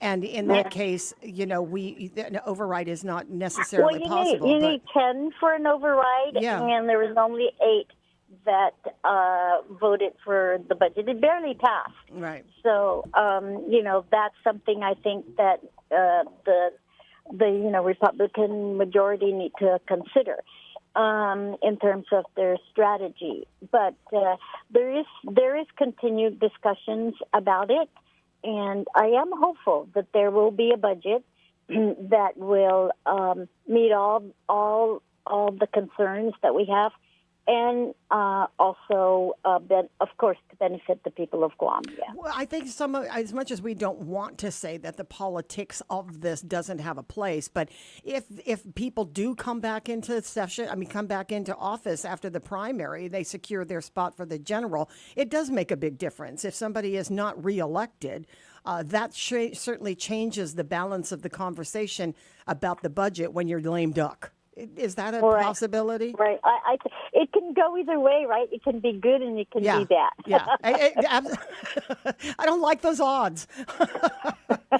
Well, Governor, is there anything you want to add? No, I do want to say, yesterday we celebrated Liberation Day, and we had a beautiful Eucharistic Mass celebration in the cathedral. And right after that, Patti, we honored and celebrated our war survivors. And we also, of course, had a unified memorial services for all the places where our people had been massacred. And so it was just such a very, for me, somber yet honorable and yet very celebrative memorial ceremony. So I just wanted to continue that to say thank you to our war survivors for all the things that they have done and sacrificed. And I wanted to publicly thank Archbishop Gabriel Pinter and Archbishop Brian Jimenez for allowing us to do this official ceremony in the House of God. So it was very, the cathedral was packed, and people were very reflective, and people were very, they celebrated. Over the years before you were a politician, and then throughout the years that you would become a lawmaker and then back into the private sector, and now for the past 8 years being the governor, this memorial or this time of year never gets less emotional, right? I mean, we still have those who are living among. I don't think that any American right now, aside from those who suffered in war and in a conflict internationally around the world, could say what these survivors can say about their time being occupied on American territory. And we had sorry to interrupt, but when you were talking about the survivor, we had Josephine Duenas, who was 6 years old when the war happened. And she was telling me that she was at the church celebrating December 8th for her first communion when the war happened. And it's very, I don't know how to say it, very emotional for me that the war started when people were praying and saying and celebrating December 8th, and now we're full circle and now back into the church celebrating the peace and the freedom that we have continued to have. But Josephine got up there. She's 91, and she spoke about her experience. And at times she teared. She's 91, spoke very well, but it is painful. And she told me she doesn't like remembering it. And a lot of the war survivors, I could see it in their eyes when I was talking, and that they were tearing, and it was just emotional, very calm, I thought, very peaceful, very somber, but also very celebrative. So, it's interesting because people like you, people like me, we come from a generation that's just one generation away from people who actually were there, which is amazing, because I think that maybe is it our just this one generation away from those who suffered during the war or were occupied there for the occupation? Do you think that your children or your grandchildren will be so isolated from understanding this as the survivors pass on naturally? I think it's our responsibility to hand down the stories, and our perseverance, our resilience are told in our stories. And hand those stories down to our children and our grandchildren. My dad certainly did. For us, he talked a lot about his experience during the war, and so did my mom. And just a quick thing for my mom. She told me that she was very scared to be raped and very scared to be killed, and she made a promise to Our Lady of Lourdes that if she survived the war, she was going to name her first daughter Lourdes, and that was me. And so those are the kinds of stories that are handed down that is very personal, right, and very connected. Yeah. Wow, that's pretty emotional. When a young person has to think about in their normal daily life that they have to be worried about getting raped at any time. That's a hard way to live. But Lourdes, now we know. Our Lady of Lourdes. I love my name. I love it too. Hey, Madonna named her child after me. So, oh, really? hey. Okay. Well, there you go. You've got you've got enough Lourdeses in the house. Governor, it's always a pleasure to talk to you. Thank you. Is there anything you want to add? We're good. Everything else, the world is we're good. Thank you. You're welcome. Absolutely. Have a great day. Take care. Okay, bye. 7:41 in the morning. Let's go ahead and take a break here. Yes, we'll be right back. Looking for a school that brings out the absolute best in your child? Welcome to Mount Carmel Academy Charter School, where our students are winning big across the island. We're celebrating our island-wide science fair winners, our Chamorro language competition champions, and the incredible rhythm of our Mount Carmel Phoenix stage band. Plus, we are competing on the mats with our spectacular gold medal-winning martial arts performances. Combined with our championship boys and girls sports programs, we teach discipline, teamwork, and leadership every single day. From academics and culture to music and athletics, we celebrate 69 years of educating the complete child. Enrollment is completely tuition-free. Call Mount Carmel today at 565-5128.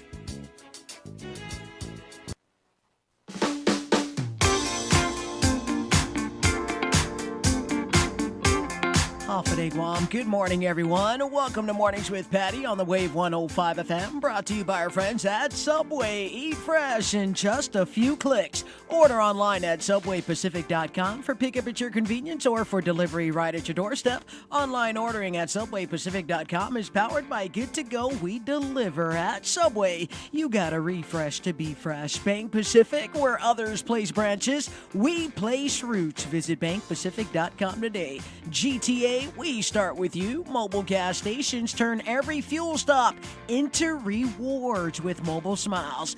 Download the app today for exclusive offers and faster rewards at the pump. Mobile Smiles. Fuel up and save. Take Care Insurance Company, our island, your health plan. Triple J Auto Group. Celebrate liberation with Triple J Ford. Liberation Celebration. Prices below dealer's cost, thousands off retail, and F-150 starting as low as $39,995. Visit Triple J Ford today. Customers first. Shop, dine, and relax at the Agania Shopping Center, your destination for food, fun, and local favorites all year long. Patch Tinting and Detailing for all your special interior cleaning. Call 483-7522. Code One Store is your tactical shop for public safety and everyday gear. Serving Guam since 1999. Shop 511 Tactical and Condor Outdoor plus steel toe footwear. Stop by Code One Store today. And Chili's Grill and Bar at Chili's. More life, great food, and memories happen here. Hafaday, Guam! The Guam Hotel and Restaurant Association invites you to the Fair Trade Show, Guam's premier hospitality and food service event. Join us August 19th and 20th at the Hyatt Regency Guam from 8 a.m. to 5 p.m. Experience hands-on training sessions and exciting culinary competitions featuring professionals, apprentices, and pastry talent. Discover new products, connect with suppliers, and celebrate Guam's hospitality industry. Don't miss Fair 2026. Visit ghra.org for details.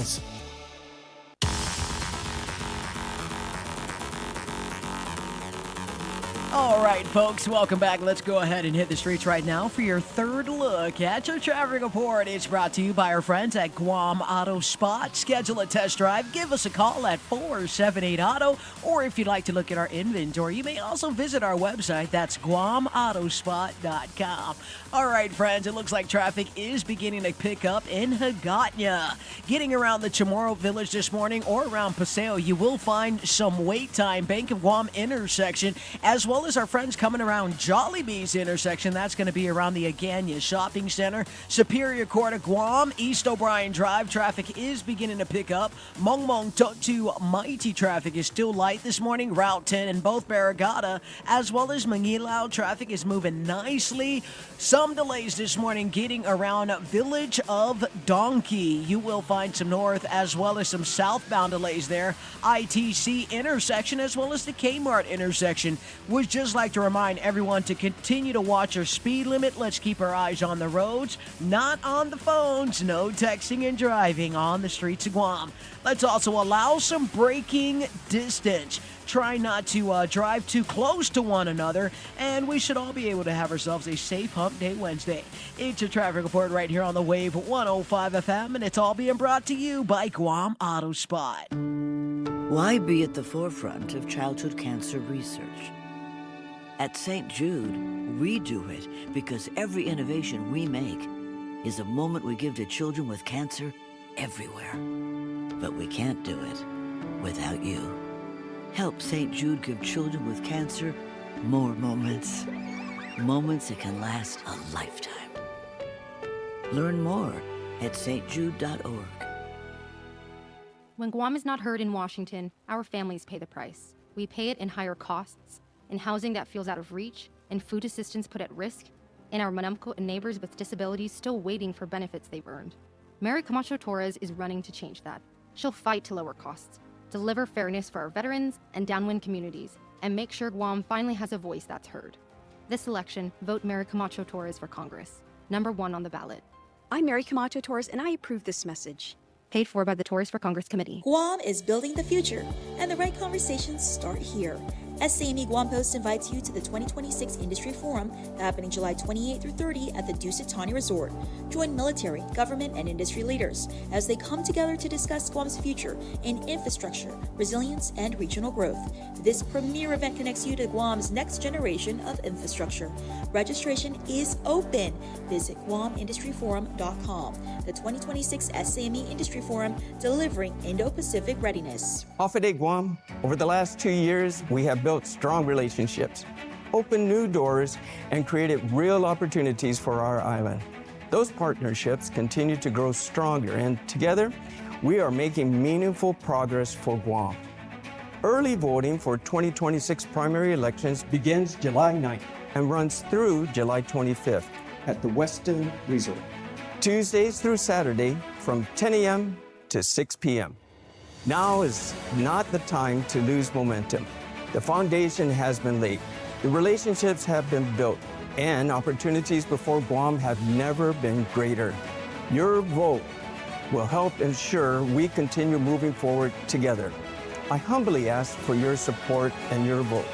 Let's keep building a stronger future for Guam. I'm James Moylan, a candidate for Congress, and I approve this message. Paid for by James Moylan for Congress. David L. Camacho, Treasurer.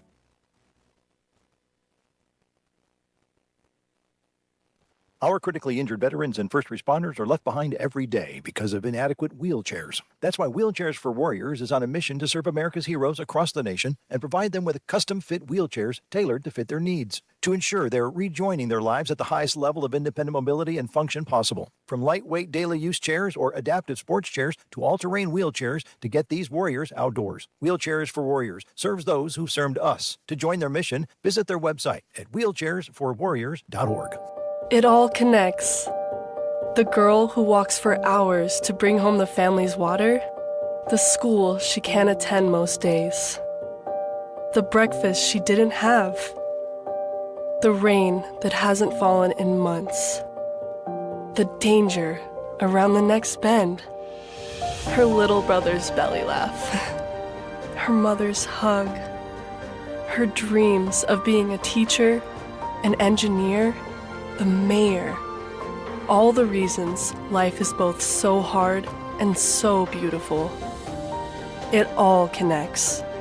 But so do we, for children's sakes. At Child Fund, we connect through everything we do, together, so every child can grow up healthy, educated, and safe. Because we need each other. Learn more at childfund.org. My name is Erica, and my son, Kason, is a patient at Shriners Children. My oldest called me and said Kason got burnt. The trauma doctor came in and said he needs to go to Shriners. His injury was a big injury, and I think a testament to the care that we provide. He's fully functional. He's riding his dirt bike, doing all of the things that you would want him to do. We're just so thankful that Kason is still here. Go online right now to loveshriners.org.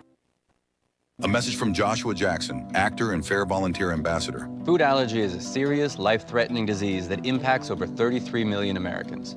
When your immune system sees certain food proteins as a threat, every bite matters. But here's the good news. There have been advancements in the treatment of food allergies, and with one voice, we can create better awareness. Because in the FAIR community, the disease doesn't own us. We own our journey. Talk to an allergist to understand your options. Visit foodallergy.org/empower to learn more. As a parent, you said you'd never give up the convertible. Look, the band even has its own vacuum. You said you'd never stop listening to your music. Do your happy dance, do your happy dance, yeah! You said you'd never schedule your life around a stuffed animal. Nobody panic. Bun Bun is still at daycare. You said you'd never give in to demands. 2 kids' meals. And a chocolate shake. And never put them in harm's way. I'll be right back, little man. Just gonna pop in the store for diapers. But never happens. And no amount of time is okay to leave your child in a car by themselves. Long line today. Temperatures as low as 60 degrees can be deadly for children left behind. So always bring them with you every time you park the car. Stop, look, lock. Brought to you by NHTSA and the Ad Council. Many of our U.S. veterans and service members face challenges: mental health struggles, housing obstacles, employment, food insecurity, and social isolation, to name just a few. I'm Bob Woodruff. My family and I started the Bob Woodruff Foundation in 2006 after I sustained a life-threatening injury while reporting from Iraq. Our service members had my back that day, and we need to have theirs now more than ever. At the Bob Woodruff Foundation, we raise awareness about the tough challenges veterans and military families face and invest in solutions to help support them in the next chapter of their lives. And with one solution comes the next. We solve a housing situation, we increase employment opportunities. We solve employment problems, we address food insecurity. We solve food insecurity, we impact physical and mental health issues. Learn more about our work at bobwoodrufffoundation.org/success. We are all for first-time guests and longtime friends. All for First Light and Starlight. For road trips and trail runs. All for mountaintops and monuments, river bends and battlefields. We're all for showing up and giving back. To protect, to preserve, to pass it on. All parks depend on us, and we're all for parks. Join us at nationalparks.org/allforparks. Real talent is defined by what people can do, not where they learn to do it. So by stopping at the education section of a resume, you might throw away the perfect hire. Skills First Hiring helps you see talent others miss, like more than 70 million stars, skilled through alternative routes. Let their story unfold and gain a competitive advantage, because hiring managers who start with skills are 60% more likely to find a successful hire. Hire skills first. Learn why at tearthepaperceiling.org. Brought to you by Opportunity at Work and the Ad Council. Wave 105, keeping Guam informed, inspired, and in the conversation. Glimpses Media.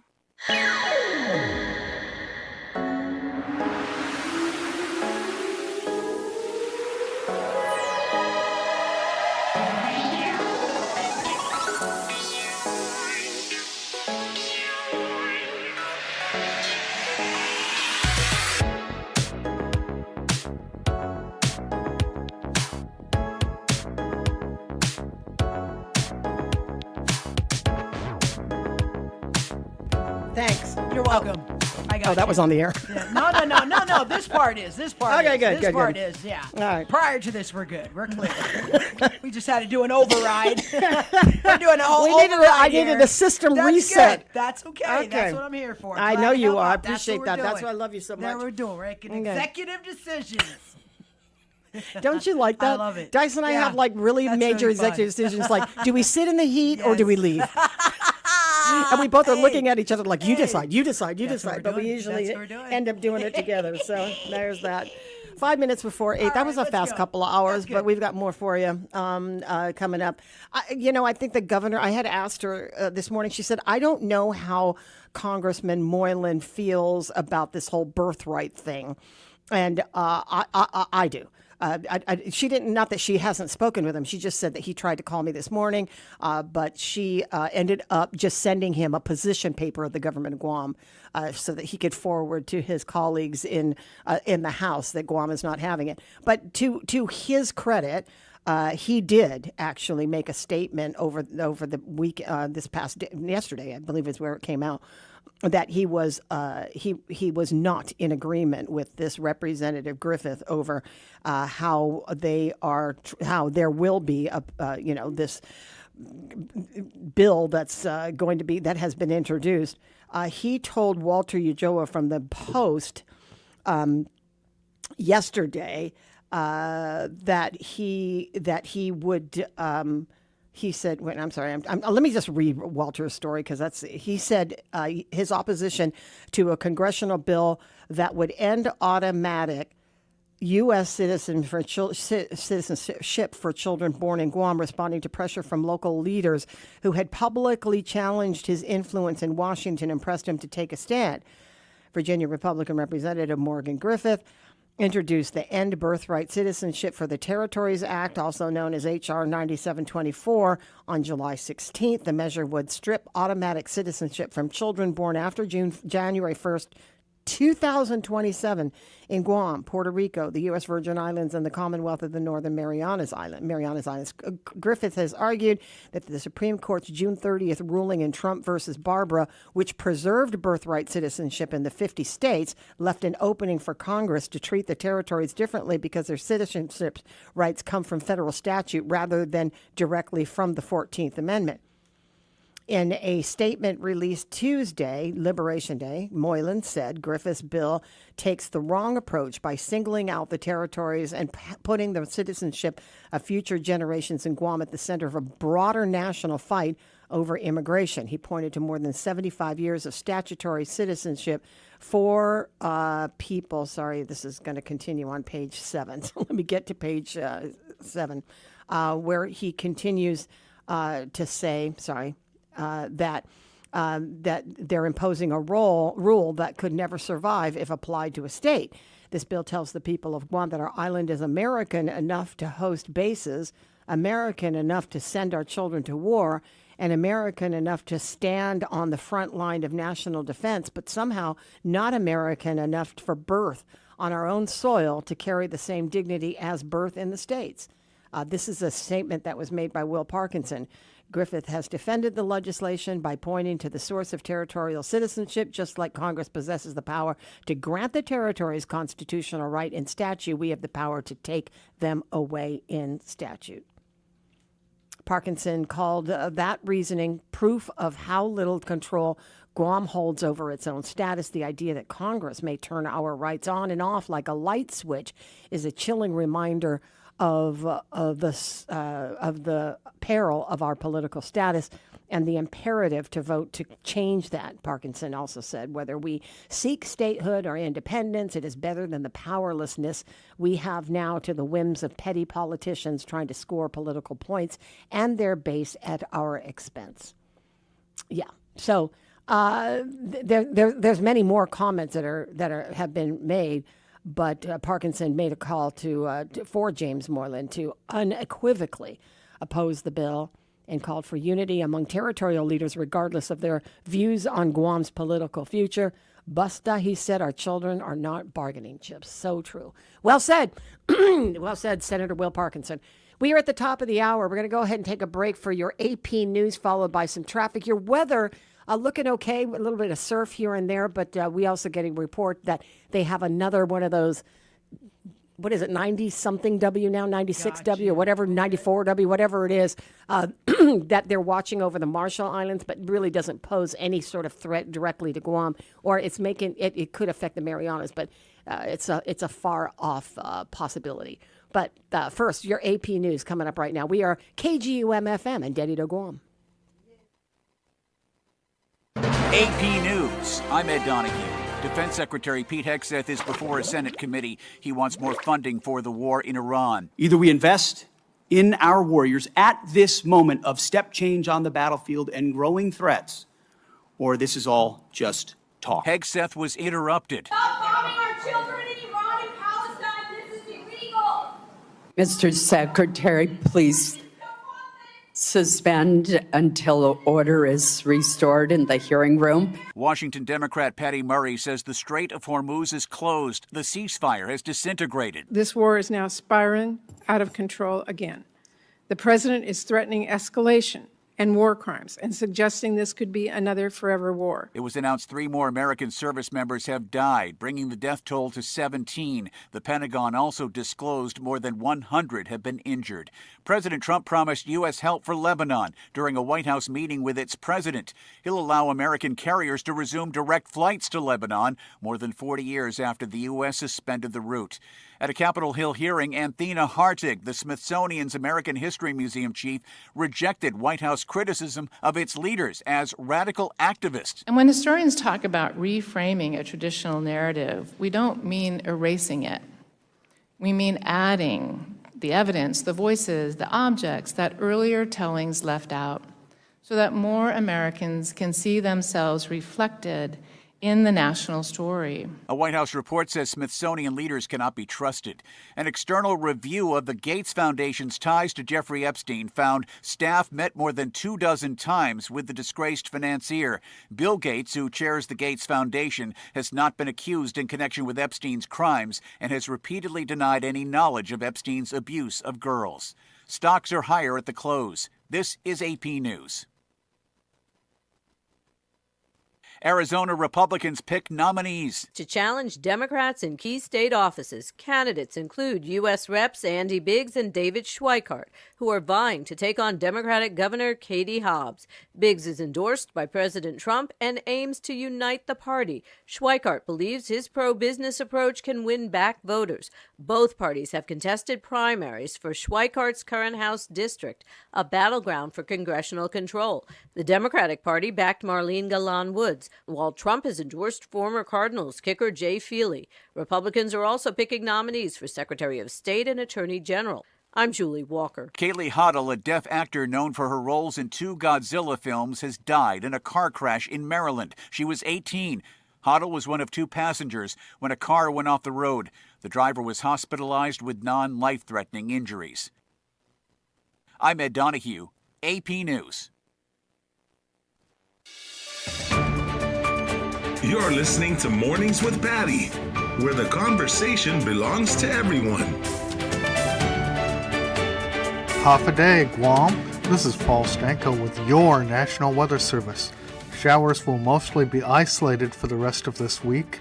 However, the afternoons could see scattered showers due to island heating the next few days.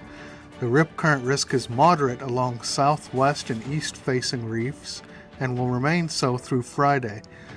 Light and variable winds will continue through the weekend. Combined seas of 4 to 5 feet will diminish to 4 feet tonight and could reach 3 feet next week. The fire danger is low. Invest Area 93W, currently in the Marshall Islands, could approach the Marianas mid to late next week. However, it is currently expected to remain weak. The latest weather information is always available at www.weather.gov/GUM. Bite into something sweet today as we explore the surprising hidden chemical defense system inside a delicious tropical favorite. Welcome to the National Day Spotlight for July 22nd. National Mango Day is dedicated to the luscious, juicy treat that people all over the world love to enjoy during the hot summer months. While the mango is widely recognized as the undisputed king of fruits, it actually carries a hidden biological defense system designed to ward off predators. The fruit pulp itself is perfectly safe, but the sap, the bark, the leaves, and even the outer skin of raw mangoes contain an irritating organic compound. If you've ever been to summer camp, you might be familiar with it. It's the same toxin found in poison ivy and poison oak. Handling fresh fruit straight from the branch can trigger painful skin rashes, proving that nature will go to great lengths to protect its sweetest treasures. That is very, very interesting. Really? I did not know that. So, you have never gone picking mangoes before? I have not. I pick them at the store, at the grocery Gotcha. store, and bring them home from Yep. there and haven't had a problem with it. Interesting. They must do something between the Tree and the store. Yeah. We're also celebrating National Panucci Fudge Day and National Hammock Day. I'm Alice Anderson. And I'm Marlo Anderson with National Day Calendar, reminding you to celebrate every day. If you're looking for world-class website hosting at a fair price, Pair Networks is your best choice. Founded in the early days of the web and still going strong today, Pair Networks now hosts over 150,000 websites for its demanding customers worldwide. Setting the standards for excellence, Pair Networks has a technical and support staff that's second to none. A highly stable company with top-of-the-line technology, Pair Networks offers total reliability and flexibility for your website, and even a money-back guarantee. Whether you're a professional web designer or a beginner just getting your site online, Pair Networks has a web hosting plan that's right for you. Make the move today. Log on and learn more at pair.com. That's PAIR.com. Pair Networks. World-class web hosting at a fair price. Visit us at pair.com. Pair Networks.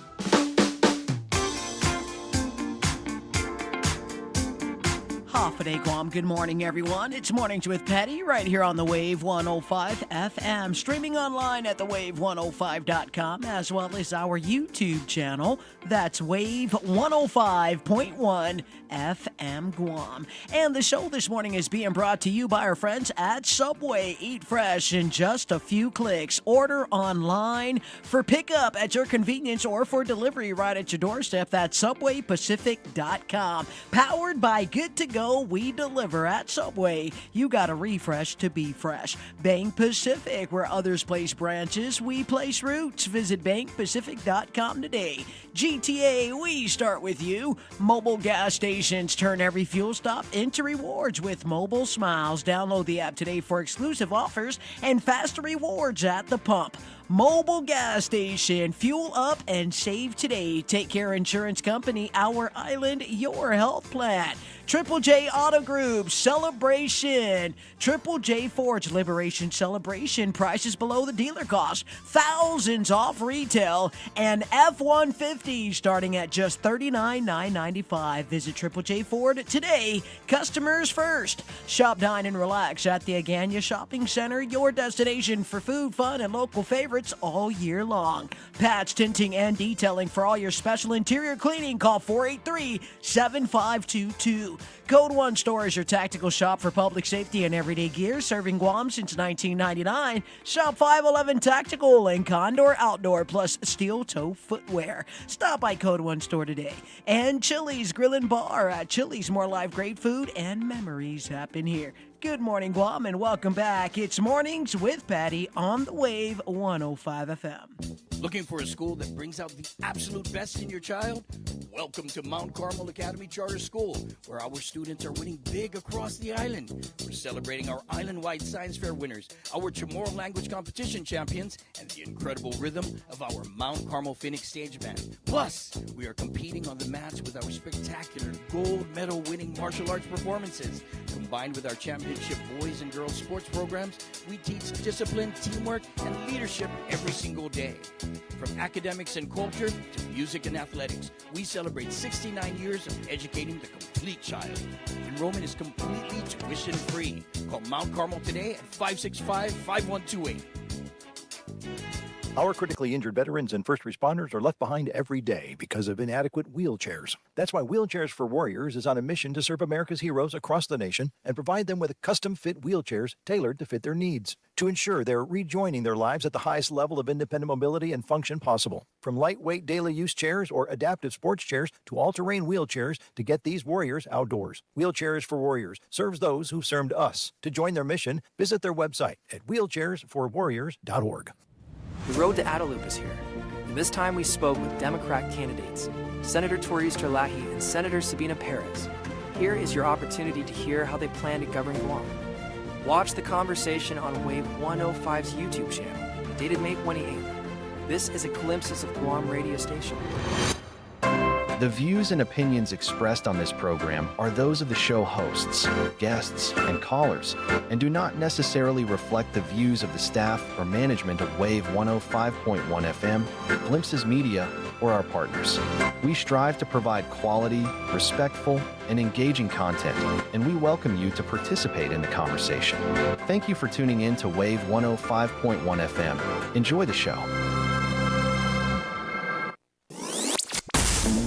Real conversations, real issues, real Guam. This is Wave 105, the talk of Guam.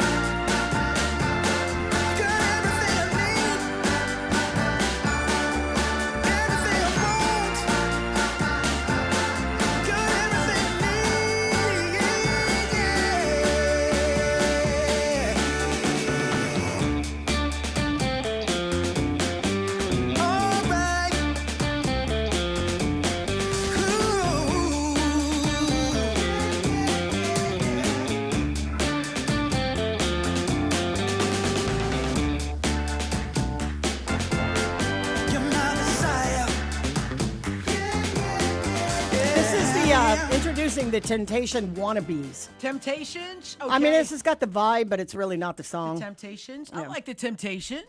Yeah, I like the Temptations. Me too. Let's go. And these guys sound like the Temptations, right? Okay. Ain't mad at that. So I actually made a mistake a few minutes ago because I'm pretty sure that whoever was listening to me on the radio that wrote these comments about this birthright citizenship story probably went, where's she going? She read two different stories at the same time. It's because I continue to page 7. And page 7 was about Parkinson in a statement that he made. He released a statement on this whole thing on our territories, being held to birthright citizenship. When the Supreme Court has already ruled that the same doesn't apply to the 50 states. And I was trying to make the point that Moreland has also said, this is after Parkinson's release comes out. This is what this whole article that I was reading is about, that they make a point that Parkinson made a comment, released a statement on this, but and then Moylan came out with a statement. So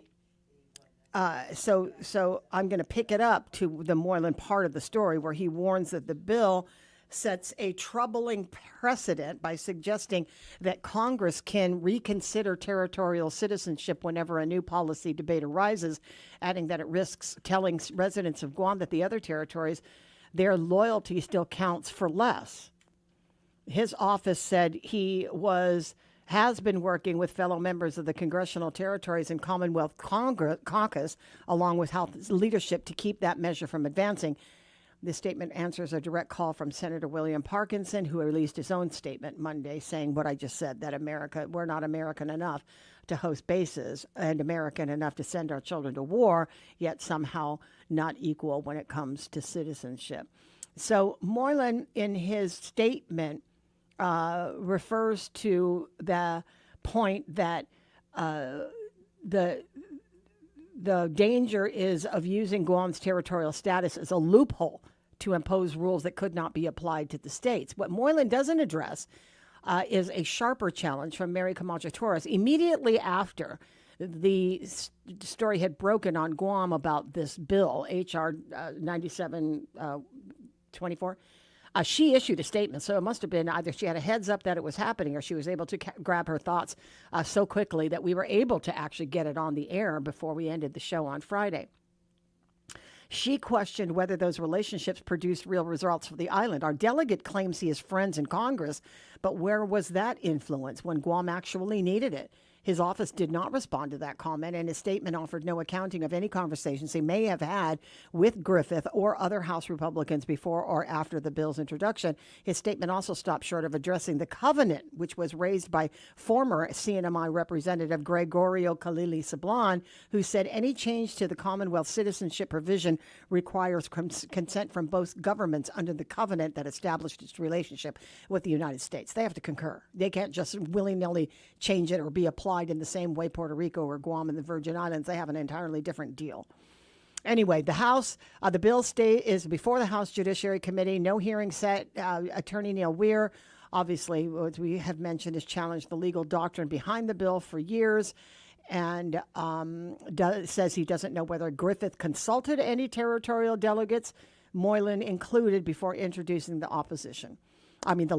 legislation. Whether Moylan's opposition is enough to stop the bill in committee or enough to satisfy constituents pressing him for more remains to be seen. It marks 82 years since its liberation from Japanese occupation this week, and I said there could not have been a more tone-deaf bill to be introduced in Congress than that one on the eve of Guam's 82nd Liberation Day. Are you there? Dr. Judy Wampat joins us on the line this morning. Were you going to comment on that part of it, Dr. Wampat?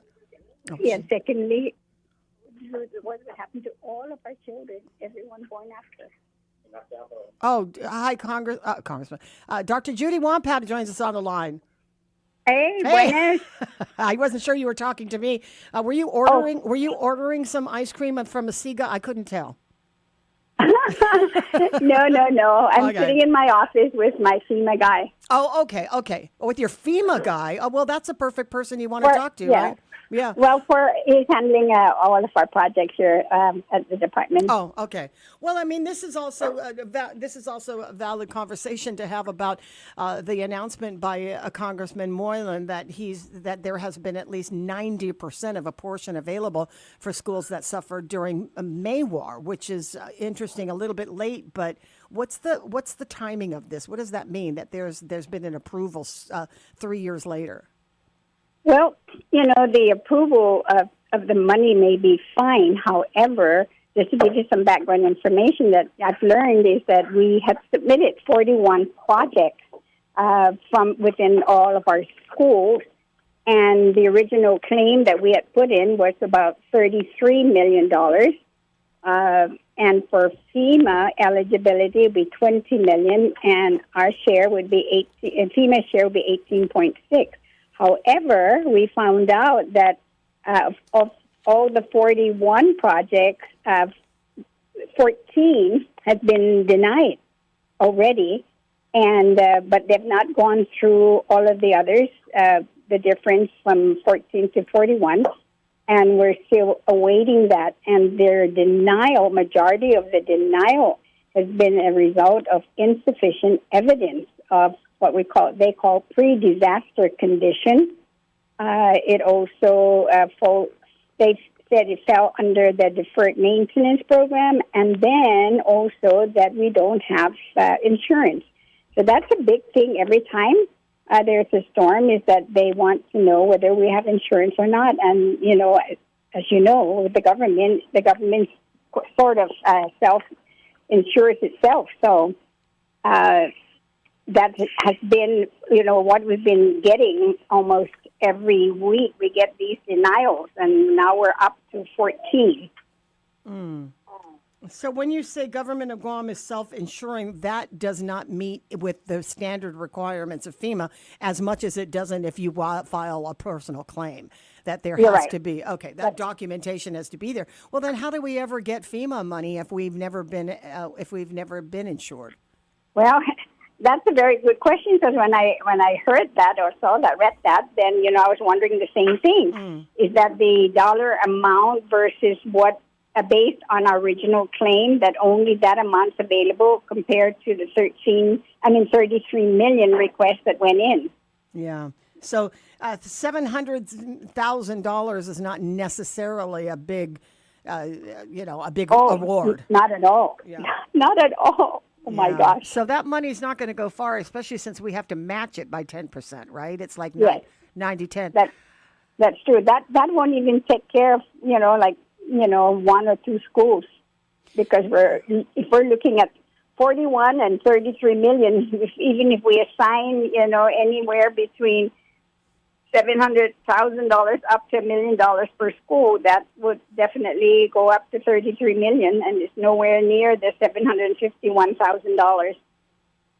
So of the other 27 schools, they still would not be insured. So are we losing out completely? So we're not even going to get 700, or they just so what it is that out of the 41 already, what the office did is that they went ahead and did the first appeal, naturally, to say that they were appealing for FEMA funds, and out of those 41, 14 have been denied. So then these 14 then have gone through the first appeal. So now the question is, do we go in and do a second appeal? But based on the reasons that they've stated, it looks like, we might not be successful. Now, the remaining schools or projects that, we have, which is about 29 other projects, then, or 27 other projects, then those have not yet been looked at, or no decisions have been made, about them. Well, this isn't good news at all. I mean, the release made it sound like, as if we're winning a battle that was hard fought 3 years ago. But the truth of the matter is that we still, we're going to have problems just becoming eligible, which is the reason why they knocked off 14 of the schools. One appeal has already been made on these 14 schools, but it looks like a second appeal is not going to be successful. Yes. Okay. That's true. So, and because we were reading this early on before even, Bobby was going to hit. So one of the things that we told all of our school principals at one of our meetings prior to the storm coming is that go out and take pictures of everything in your schools and document. And then after the storm, we asked them to go back again and now, take pictures again and compare before and after. So we can make sure that this time, at least with Bobby, is that we would have some evidence of pre-disaster condition, and then, of course, after. So none of that. So you're saying that also none of that was done. So none of the before pictures were taken to compare it with the after. Unfortunately, that was one of the things that we were really puzzled by when we started to get this. And I said, why didn't we do that? I mean, we've been having typhoons for years. Yeah. And yet, why did we not go and take a picture of our present condition and then take pictures again after. You know how it is. They always want a pre and a post photo, as evidence. And I don't know for the life of me. Can't figure that out. But we are making sure, at least with Bobby, that that's exactly what, everyone was instructed to do. So was it done? Did they take pictures before? Well, they are now starting to send all those into my deputy of assessment and accountability and my FEMA person here. Yeah. So I mean, if these 14 schools that did not meet the eligibility and actually suffered some kind of damage, and there's no appeal to be made, then every time there's even a slightest storm, that compounds the damage that has been already left over from 3 years ago and maybe even sooner. So that just becomes a maintenance issue, and it becomes a renovation issue, which we clearly don't have in this budget. We certainly don't have anything that would to help, fix these campuses. Where's the out here? Where's the off ramp to a chronic issue like this? Well, the thing is that, for one, we really need to do a better job at documenting, things. Secondly, which I have to say that, with the number of increase of our maintenance people and how they're going out there really feverishly working to fix a lot of the issues that we're having in the school. So that's beginning to pay back. The third is our lapses that we have, that majority of those are being used to do the maintenance and renovation of the schools. And then, which is no longer going to be the case for us, is that we won't have the ARP monies, which we did use for 12 schools to do some renovation. We weren't able to do all of the schools to take care of all of their maintenance issues.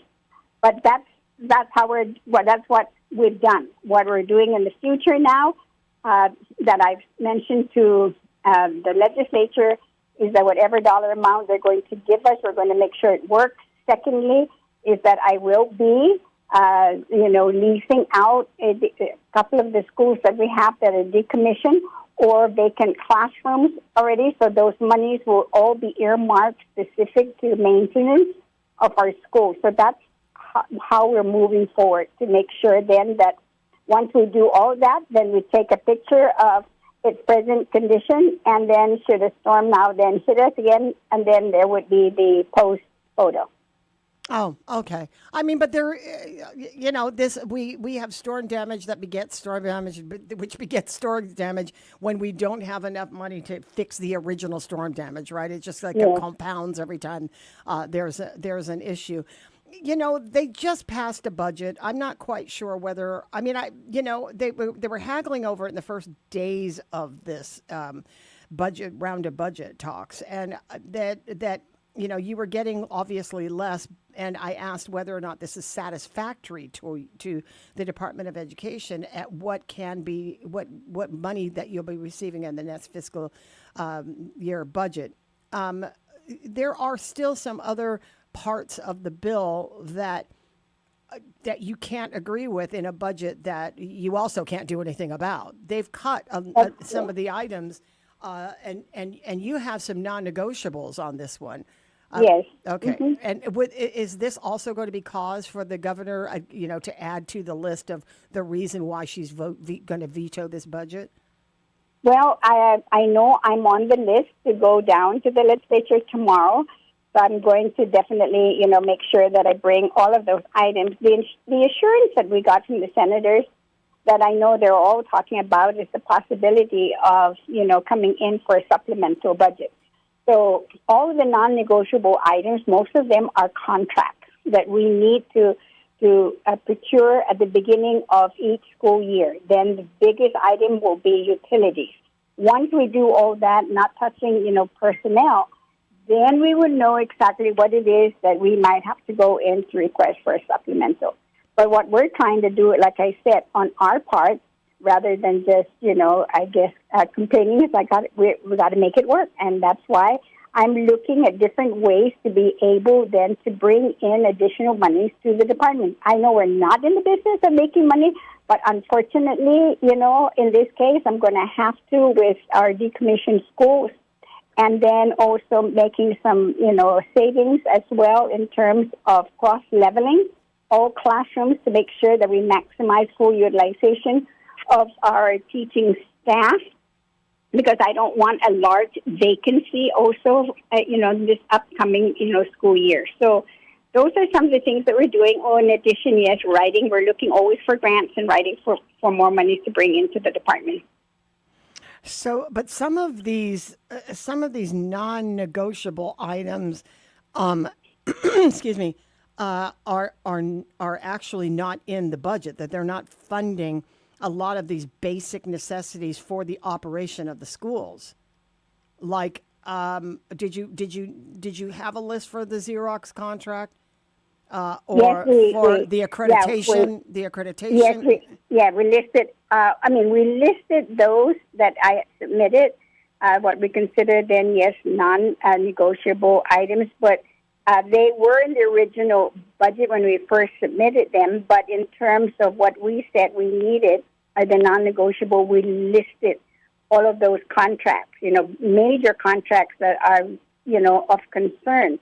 The Munis program that needs to be running, and Wi-Fi for all of our schools. The big thing is our SPED contract that we needed to make sure that those, continue as well. So all those we did list so that they would see that we're not making these numbers up. These are contracts that we need to do every year.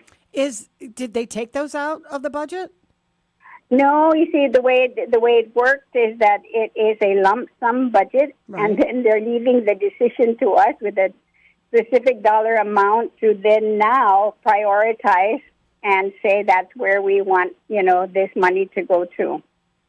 So, and you can just, and of course you can just do so much, how it is even at home when we try to delay what payments we could make into later, in the month or what have you. But, there's just some things that we need to address, like pest control, sanitation stuff, the Lago, LP gas, food, our annual audit, all those are, big items. Yeah, you said that you're going to make sure that you budget for the non-negotiable items, and these are kind of crucial to the operations. Let me just go down the list. Grounds at $900,000, custodial services $2.5 million, pest control $200,000, fire extinguishers $100,000, sanitation permit $38,000, Lagu, that's for trash collection $1 million, LP gas is $21,000, food service meal counts $4.45 million.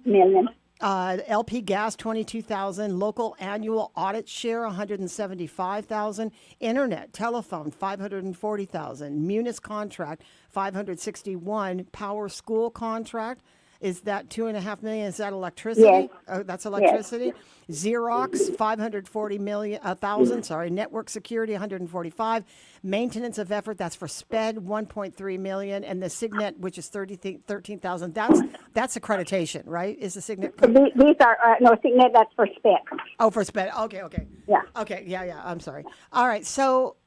And so you say that with all of these that you've listed, you're going to make none of these will be compromised under the current budget. Yes, you're right. We're going to really, and so since it just passed, I'm going to be meeting with my staff this morning so we can go over, the budget that was passed, whether it's going to be vetoed or not. Anyway, we still have to work with it. Yeah. And then we need to reprioritize, because even with the lapses, we're reprioritizing that again, although it was approved by the board. Now, based on what the budget is, we're going to have to, again, reprioritize and move our monies around. There's a plan for the lapses, and that's a hearing that's going to happen tomorrow. But you're also going to go for a supplemental budget, because I think that's the only other answer aside from finding more grants. All right. Now, are you still getting hits on the closure of school campuses, or have we kicked that down the road because that's not going to take place this year? Well, it was kicked down the road for this year, but the whole process. However, and working with the mayors, I've asked the mayors to set up a time for me to work with them. If, and to be able to look, realistically where we're at. And, and one of the things that a lot of people don't realize, again, and I just saw the numbers 2 days ago, is that we were operating at 23,000 students, and now we are at 21,000. So we've lost students again, and we're losing, every year. And I sent out a note this morning asking the office to be able to tell me what are some of the reasons listed by, the parents when they withdraw their children from school. So once I get that number, we'll have a better idea of what is going on as well. But, the senators are saying, your budget keeps going up, your population has reduced, your test scores hasn't gone up. We don't understand this. So those are a bunch of, questions that, we are, addressing as well. Because, yes, how do I justify 21,000 students now versus 23 this past school year, and then 10, 15 years ago, 36,000? Okay. And then that's the reason why. How do we function at the same rate and to support those schools, to pay for, all the non-negotiable items like utilities and all those other contracts. Okay. Well, I guess we'll see how that sausage is made tomorrow when you really get into the gritty of it. It's not an unfamiliar territory for you, so defending this budget is, defending this budget is just a par for the course. So we'll be looking out for it tomorrow. I appreciate this, Dr. Wampat. Thank you for the time this morning. You're very welcome. Thank you. All right, my pleasure. 8:35 now. Let's go ahead and take a break and be right back. Military officer, law enforcer, policymaker. Service has been the cornerstone of Congressman James Moylan's life. James Moylan swore to protect America as an officer in the United States Army. As a parole officer, James worked with families affected by substance abuse and domestic violence. He was elected to the 35th and 36th Guam legislatures, and now James Moylan represents Guam's needs in our nation's capital as a member of the United States Congress. Congressman Moylan has fought for more than $3 billion for Guam, including almost $1 billion in military construction and roads, and law enforcement and first responder vehicles and equipment. Moylan is also working vigorously on standing up a regional office right here on Guam, a game changer for our 25,000 plus veterans, 40 years and 4 oaths.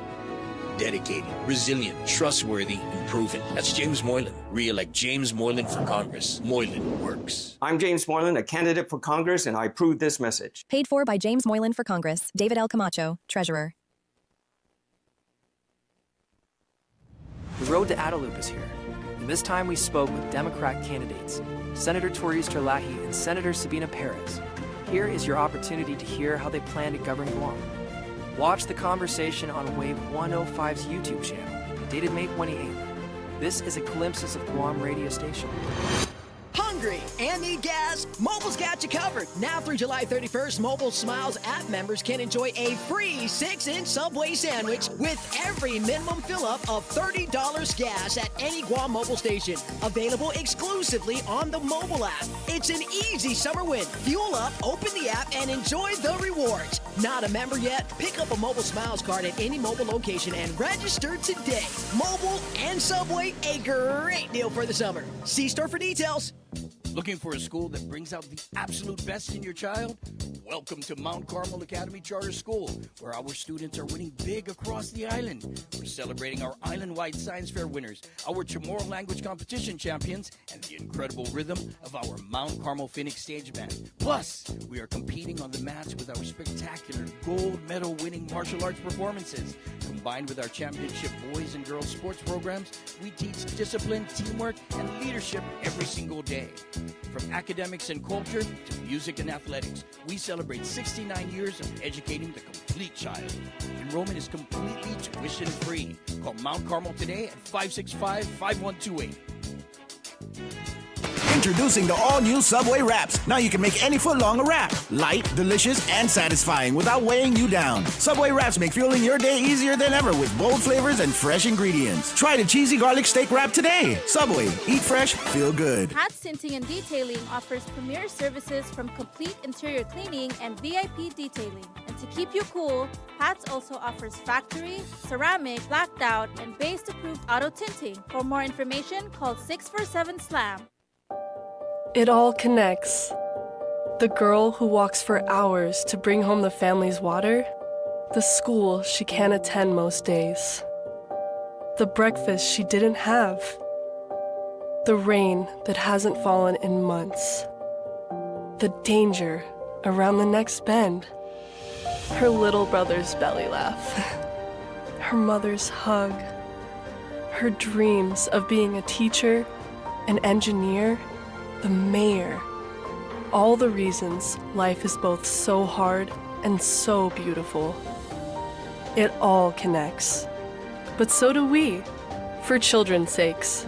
At Child Fund, we connect through everything we do, together, so every child can grow up healthy, educated, and safe. Because we need each other. Learn more at childfund.org. Where Guam talks, debates, and stays informed. Wave 105, the talk of Guam.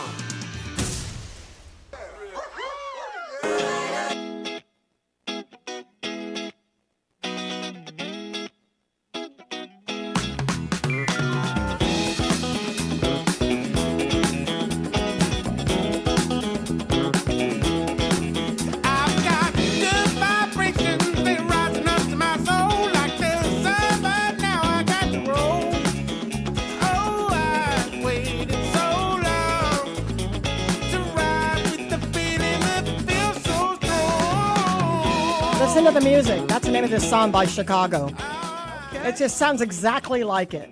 Chicago? Yeah, Peter Cetera in Chicago. I think I played it for you. I downloaded. Okay, wait. Excuse me. Chicago. Okay. Bless you. One more? No, No, I don't think so. Is there something in the air? I've been sneezing for like 4 days, or even longer. I'm not. You don't know? Sure. You're okay? Are you coming down with something? No, I'm not. Okay. I am completely fine. I take all my zinc. Okay. I've been eating well. I power through water like you wouldn't believe. I have zero feelings of weakness or any of that catching on to something. I just think that there's something in the air. Okay. It's sneezing all this time. You heard me. Yeah. Good. Yeah, anyway. Good. I'm good. I'm good. Um, I'm good. Uh-oh. Hold on. I might need Lysol. No, you don't. Where's my Sneezing Lysol? is not contagious. I It's don't- something. I- It's you just don't know that. You don't Well, know I'm not going to that. sneeze on you unless I promise. Keep it on that side. Stay on your side. Yeah, the only thing we're not sneezing over here. The only thing I've handled Go for is it. the macaroni and cheese that I made last night for How dinner. was it? Okay. I don't know. I don't like my own cooking, so I'm just like powering through it. I don't like it personally. You had But mac and cheese last night? yeah, we grilled smash burgers. You know, it's very tomorrow. Okay. Right on. We Smash we burgers? grilled. Yeah, we do not eat that cold in front No, I of me. just wanted to Do see if not it was eat that cheesy. cold in front of me. It's cheesy. Good job. Yeah. Okay. Okay. So Anyway. smash burgers. Yeah, we had smash burgers. My Nice. son-in-law brought out the Blackstone Yummy. and just like smashed those burgers to smithereens. Hey. And okay. and like he did. And it didn't take. It would have taken me all day, but he just like rolled them up, whatever. Pressed up. You have that little Blackstone press. I mean, burger smasher thing. Did that. So I made some mac and cheese, and the kids and they had onion rings and homemade fries and stuff. It was a really nice evening where we just sat around the table just chomping. And so we had too much as usual. I made too much mac and cheese. So I said I got to bring some to work for her. Yeah, gross. Thanks, She guys. says I Thanks, love guys. it cold. Guys, that's okay. I cannot eat that. Like macaroni and cheese is meant to be eaten hot. When you eat it cold, it just coagulates. Doesn't it hurt your stomach?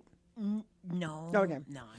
So we have an update, and I sent a note off to the Congressman Moreland's people. Hey, good morning. Where I said I was just made aware that Representative Moylan has spoken with House leadership All right. to include Jim Jordan, Okay. who has oversight of this committee that will be entertaining H.R. 9724, which is the birthright citizenship bill that was introduced by a congressman from Southwest Virginia. That's his district. Weirdly so. But anyway, I heard that it's not going to advance. When can you release the statement from the Territorial Caucus denouncing the measure? Okay. I understood that there was a conversation that was had. Moreland apparently has been working OT over there, talking to lobbying against this bill. As he said in a statement to, I think, the Post, that he was going to lobby against this bill and that he would make sure he speaks to the powers that be, and that it has been made clear by the House leadership that they will make sure that this bill does not go through. And Congressman Jim Jordan has jurisdiction over the bill, and we hear that it will be blocked, 97-24. Short-lived conversation, and we got all worked up about something that was probably going to stop on its heels, right? Okay. Dead in the tracks. I got you. But it was enough to piss us off. Okay. You know what I mean? Oh. It was clearly that, this is like this. You may say, the fight is over. It's a 2-day argument, and it got everybody up riled from Puerto Rico to Virgin Islands to American Samoa, including, and they don't even have the same birthright issues as we do. And in the CNMI, where they have a covenant that protects birthright in the CNMI. And that's not anything that can unilaterally be changed. That is a document that was signed by both the United States and the Commonwealth that you can't just change it with a bill. So, not a whole lot of people were taking it seriously, not at least the functions of this bill and the success rate of it getting into Congress, getting through Congress. It wasn't that. It had nothing really, it had less to do with it being something that would be successful and that would take effect without any problem on January 1st, 2027, which is literally, 6 months from now, which is crazy that they would entertain something like that in something that has been in the works or in established in the territories for years, eons, and then they all just out of, with a stroke of a pen, it's gone in 6 months. No, that does not work like that in these issues that are that important to the United States. And, fed by J.D. Vance, right? Because they're all trying to get rid of people who were born that are not American. So it wasn't even that was the biggest deal that got that. It happened the day before we're celebrating or memorializing people who died during a conflict that happened on our own land, right? 82 years ago, when the United States was rushing to aid and take care of, to end this war, and everybody knew that they bombed Pearl Harbor. No one knew that hours later they also bombed Guam. So there's that. And it happened, and it's sensitive. The timing was sensitive. We were really all up in arms. But I think that most of us were not hurt, I wouldn't say hurt, as much as just incensed that this conversation would come up, not only the timing being tone deaf, but this conversation would come up at all, that we would be lumped into a situation where the U.S. is flexing. They're too stupid to figure out through these insular cases how to manage themselves. So, as a consolation prize to the fact that we lost a Supreme Court ruling about birthright citizenship in 50 states, let's just pick on the ones that don't have any power, shall we? And then make it a thing that has made its rounds through all the mainstream media to create attention and call out Guam, when on the other end of this, we have an agreement we are in the midst of a military buildup that is dumping billions of dollars into fortifying Guam the way they want to fortify it in pursuit of defense of the United States against these countries like China and Korea, and all of the external issues that come along with that, this whole Indo-PACOM region. It's the fact that it's coming from some little known dude who's a millionaire living in Southwest Virginia, who also gained some criticism from his own constituents, saying this could not be any less focused on what we're dealing with in Virginia than to go halfway around the world to talk about who gets to be born in Guam, wherever that is. So, the sarcasm is going to come out because it's just intolerable. And it's insufferable what the United States sometimes thinks about, entertaining ridiculous BS bills that have to do with a place a lot of people don't even know about, including the one person who wrote on social media. He seems so laser focused on anything outside in an area that has nothing to do with wherever Southwest Virginia covers. Anybody? I'm not knocking your state. I'm not even knocking anything. I'm knocking your district representative from Southwest Virginia, which I'm sure, if I'm probably going to look it up now because I've said it, which I'm sure is dealing with a lot more crap than what's happening with people being born on Guam. Jackie, all the way from the South, joins us on the line. Hey, Jackie, good morning. How you doing? Good morning, Patty. Hey, good morning. Last time I called, our service was in and out. I'm so sorry. Yeah, that was during the recovery period, so. Yes, but I just wanted to call in because, Patty, I don't really talk about, the situation, but this past time, it hit me in my heart about the service of the cell. I signed up with GTA, when I first got a phone. It didn't work down here in the South, but I still signed up because I needed it when I go to town. What can I do if it doesn't work down here? That was the first time, when I first got a phone. And I waited and I waited. Then finally it worked, because there's no other carrier that works in my area. And, since Mawar, prior to Mawar, our phone always worked in as far as service. It always, provided us, our family or our friends can let us know what's the update, what's the latest about the, because the radios, I have a portable radio, but it doesn't work. Because I guess everybody's on, they're down due to the, not like in the olden days, Patty, where you guys were 24/7 with us and we could still get you guys to tell us what's going on. But I've been going in, to GTA, telling them, can you please tell me what's the issue with our phone service, because we never had this problem prior to Mawar. This is not a landline, or is this a landline, no, or is it your cell service? We even cut off our landline because it never worked. So what are you talking about? Your cell service and your internet? Yes, the cell service. And do you have GTA as your internet as well? I don't have internet, a bundle? Patty. Okay, so I it's just your phone. Have cell service. Got it. So Saturday, July 11th. I guess my sister wasn't feeling well. I didn't know about it. She was having her bad headache again, and her friend that stays with her, had to go to work, really early, like 4 something in the morning. And she kept, saying, and she wasn't, and she said, "Do you want me to let your sister know?" She said, "No, I'll be fine." And I didn't know any of that, but she messaged the daughter that if you get up, please check your mom because, she was having a bad headache. Well, my niece can't call my mom her mom because our cell service don't work here. So she calls my aunt in the village, and I never knew that the village people had power since Wednesday, and we didn't up here again in our area. I didn't know that because, like I said, I'm just here with my mom. I don't know. We don't have phone. Nobody comes around and tells us anything.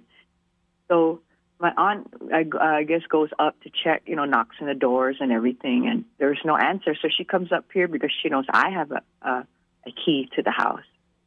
So, I'm not thinking of anything, right, Patty? I go down, and and my mom was sleeping, but I always take the courtesy to let her know, just so she, she understands. But sometimes with dementia, she can't remember stuff. But I went and I said, "Mom, I'm just going to go check. Can you just, just go ahead and keep sleeping and I'll be back, okay? I won't stay long."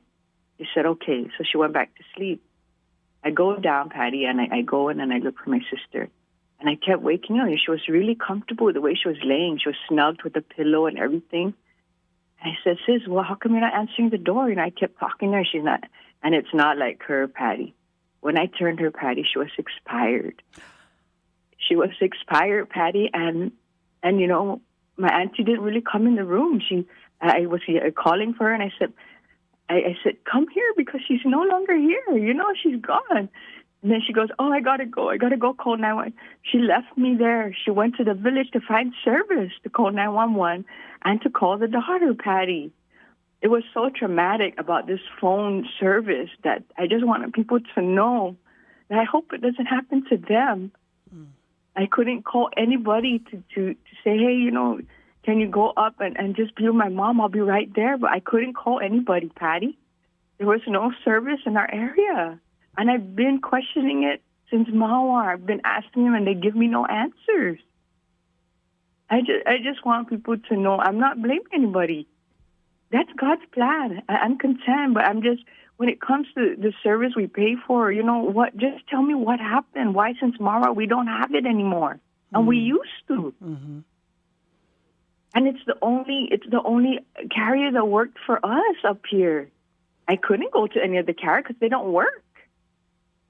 So I always bragged about GTA, you know, that, wow, even through the storms, they were so good to us because we have no ways of communication down here in the South. And, you know, Patti, even the fire department couldn't get I can hear them saying we can't get through. So it was traumatic for me, you know, finding my sister.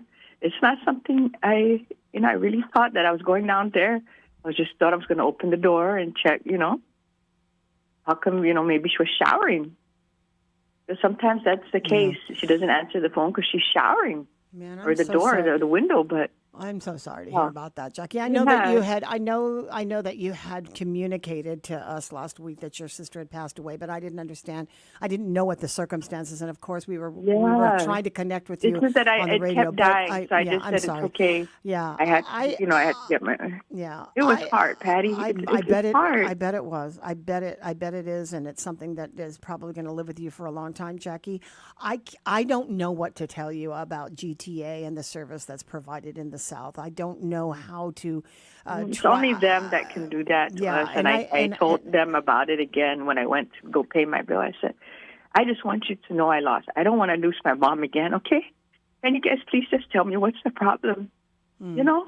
Can you just help us and get, because I'm not the only one up here.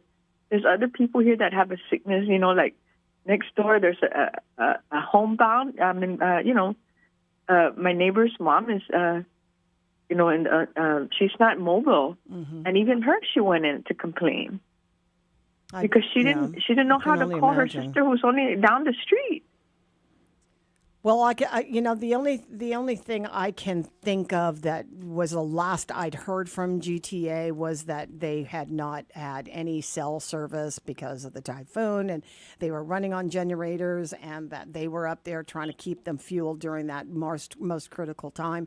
And I have a personal situation at my house where I don't have internet, and they weren't going to be able to get here until the 23rd, and that's also, you know, that's also nerve-wracking. But for your, you know, in your case, I don't, you know, the ability to have this kind of communication is crucial to people like you who are caregiving and you are dealing with people with multiple.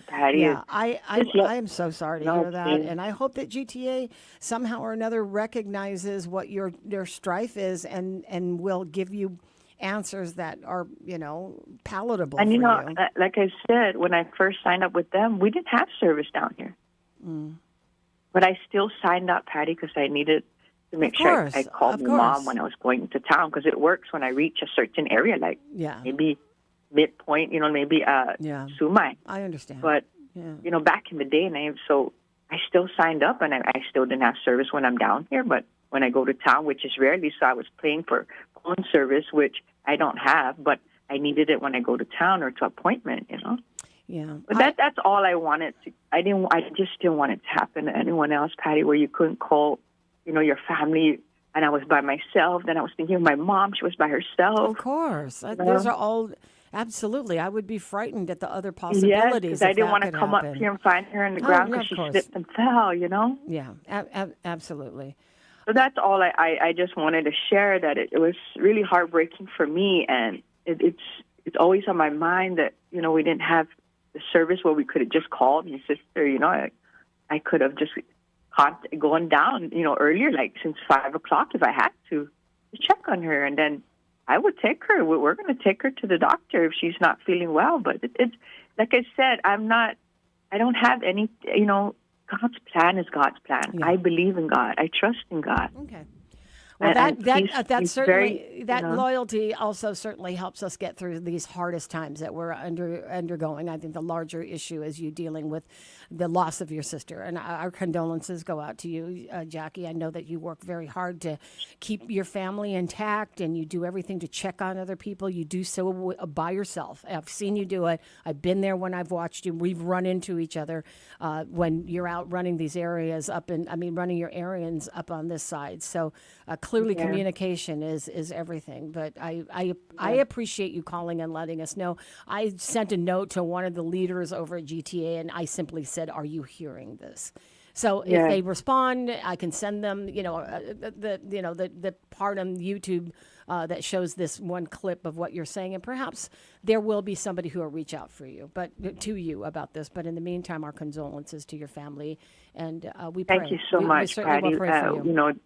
The outpouring of, the love and support from everyone. I just want to thank everyone. I mean, it's getting us through each day, Patty. Absolutely. Well, God bless everyone. Okay? Your faith in God carries a great weight when it comes to, understanding and honestly, I have to say it, but surrender. To what it is that he's trying to do. I do appreciate this, my friend. Take good care, okay? God bless. Okay. Our best to your mom. Our best to your mom. All right. Love you guys. It's bye-bye. 9 o'clock in the morning on that sad note. We certainly will do whatever we can to make sure that GTA has heard this message. If for any other reason, to understand that people do suffer in times everywhere because of issues of instability of the system, which definitely every single provider on Guam suffered the same situation with not being able to establish this kind of communication to their ratepayers and loyal customers. We're going to take our break here for your AP News, 9 o'clock, KGUM-FM and Daddy Do Guam. AP News, I'm Ben Thomas. 10th straight day of attacks by the U.S. on targets in Iran and retaliation by Iran on U.S. allies Bahrain and Kuwait and on a tanker in the Strait of Hormuz that forced the crew to abandon ship. Ed Donahue reports. It is overshadowing diplomatic efforts in Pakistan to salvage an interim ceasefire deal. President Trump told reporters at the White House they don't know what the dialogue is. Behind the scenes that they want to meet desperately to try and end it because they're getting decimated. The president gave a dim view of negotiations. They want to desperately meet, and until they're ready to meet in a meaningful way, we have no interest. A barrage of U.S. strikes has not compelled Iran to loosen its grip on the Strait of Hormuz. About 1/5 of the world's crude oil and natural gas moved through there before the war. The president was asked if this will have an impact on the November midterms. The election, I can't think about that having to do with this. Iran has also hit U.S. allied countries throughout the Middle East. Ed Donahue, Washington. On Capitol Hill, Defense Secretary Pete Hegseth told a Senate panel the Iran war's cost $37.5 billion so far, and he urged support for $70 billion in supplemental defense funding. The supplemental funding request is not a substitute for the president's full $1.5 trillion base budget request. $1.5 trillion.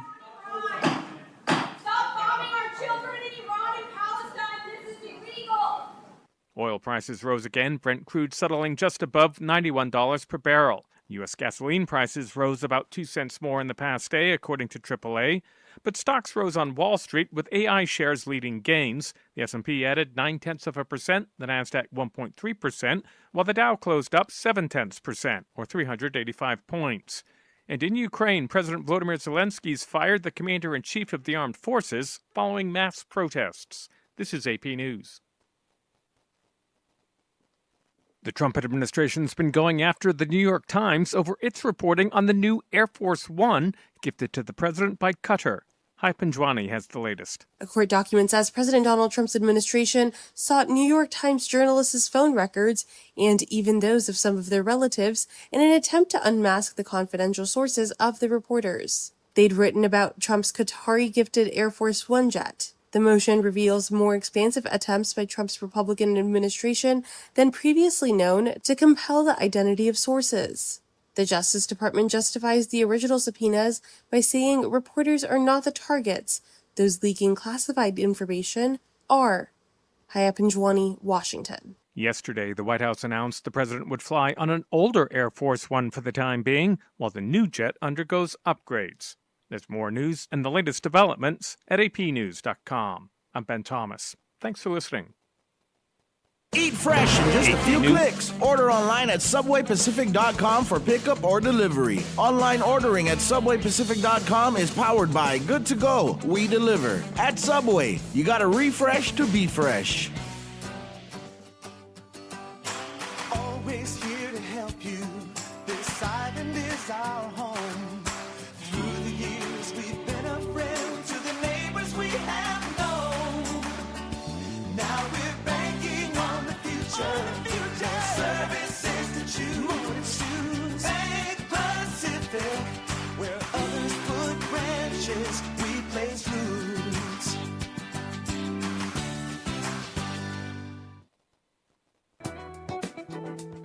What do world champion martial artists Brandon Vera and DJ Jackson have in common with jazz great Patrick Palomo? They all teach Mount Carmel Academy Charter School students. Mount Carmel is now a charter school serving the entire island of Guam, voted Guam's best school and is tuition free. We begin our 70th year of educating the complete child. Register today. Call 565-5128.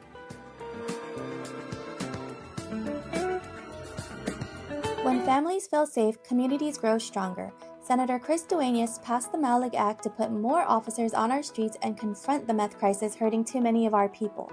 He led efforts to expand affordable housing through the additional dwelling unit and advanced nitrate bills. And now he is authoring his second balanced budget that protect essential services while supporting private sector jobs.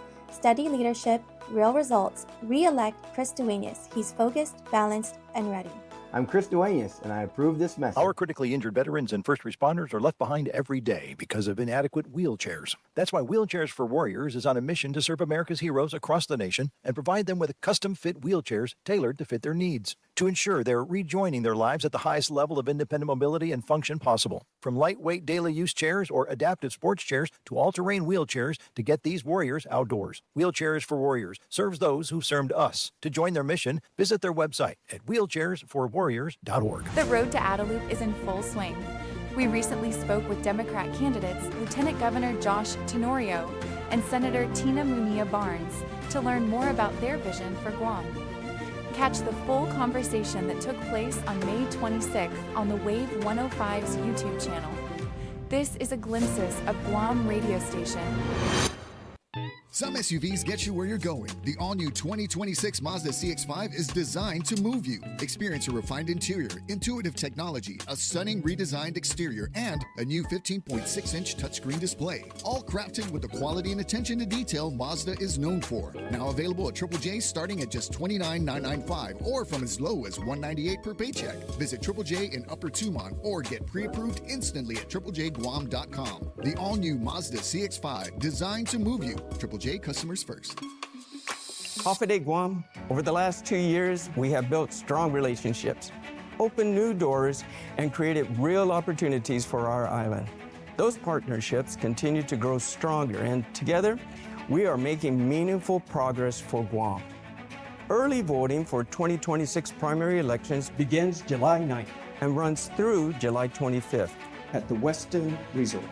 Tuesdays through Saturday from 10 a.m. to 6 p.m. Now is not the time to lose momentum. The foundation has been laid, the relationships have been built, and opportunities before Guam have never been greater. Your vote will help ensure we continue moving forward together. I humbly ask for your support and your vote. Let's keep building a stronger future for Guam. I'm James Moylan, a candidate for Congress, and I approve this message. Paid for by James Moylan for Congress. David L. Camacho, Treasurer. The views and opinions expressed on this program are those of the show hosts, guests, and callers, and do not necessarily reflect the views of the staff or management of Wave 105.1 FM, Glimpses Media, or our partners. We strive to provide quality, respectful, and engaging content, and we welcome you to participate in the conversation. Thank you for tuning in to Wave 105.1 FM. Enjoy the show. News, insight, conversation. Way 105, the talk of Guam.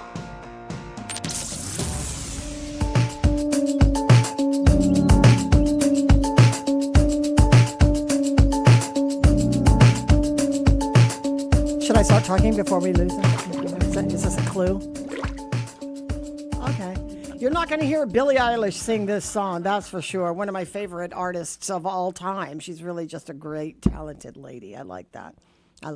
Well, okay. Well, here we are at 9. Oh, it's already 9 o'clock in the morning. 9 o'clock. How'd that happen? Flying through, guys. Yeah, absolutely. Hey, happy Hump Day Wednesday, everyone. Mm-hmm. Such a beautiful day outside. Is it? It is. It started off gorgeous. I saw that this morning. I was into it. Hey, reach for the beaches, guys. It's Are still you? summertime. Yeah, you know It's that's still summertime. yeah. There's a lot to do still on Guam. Yeah, there's many things. The water, honestly, yesterday we were passing, but I can't remember where we were, and I was like, oh my God, look at that look at that shoreline, look at that ocean. It's just stunning, the beauty, right? Stunning. Beautiful. Oh God, I mean, it was just so nice, and I was like, I really wished that the kids have all these plans. They want to go to the beach, they want to go snorkeling, they want to do all these things, which they're doing.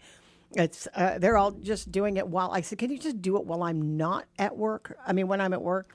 I mean, not when I'm at work, but they got to, when you're visiting here, right? You got to make the best of the time, and you got to start early and end late, and snorkeling. Get that in there. Beautiful water for snorkeling. Beautiful guys. water, I indeed. tell you, get into this water, guys. Dive deep diving, guys. I was just telling a friend how. Go for it. Well, a friend who's got children about the same age. I've got children that are in their 30s mostly, and then one that's in their mid 40s, and I was saying, and laughingly so, this is just hilarious at my age. I said, all three of my kids, grown children, are at home, and they've got significant others, well, except for Sean, that and they bring the one only grandchild I have home, and it's just so great to have everybody at home. It's different than traveling to see everybody, but it's one thing when they're in their own rooms, and they know the lay of the land. But I also realized that they've all become 12 years old again. Like, I will wake up in the morning, and while dinner is, I get the benefit of saying after dinner and everybody's still sitting around the table talking and munching and whatever, I get up and go, okay, thanks, goodbye, and then leave a sink full of dishes and a disheveled kitchen. But what also happens is, like, throughout the day, I find myself coming out when everybody's like left the table or they left the common area. I'm picking up half-empty glasses. You know what I'm saying? Snacks, that have been eaten and just sort of left open cookie jars, that kind of stuff. And I'm like, oh my God, for all of my life, I feel like that I've been doing this part, but I'm happy to do it, because if there's no chaos in your house when everybody's home, then what are you doing? Is there really evidence that people live here? I think that at this point, I remember back in the day when they were in the preteens or teenagers, where you could hear me screaming from the rafters, like, yo, pick up after yourself, empty the trash, that kind of thing. But now, not so much. I don't really care, because I know when I've gone to their own particular living areas, it's tidy.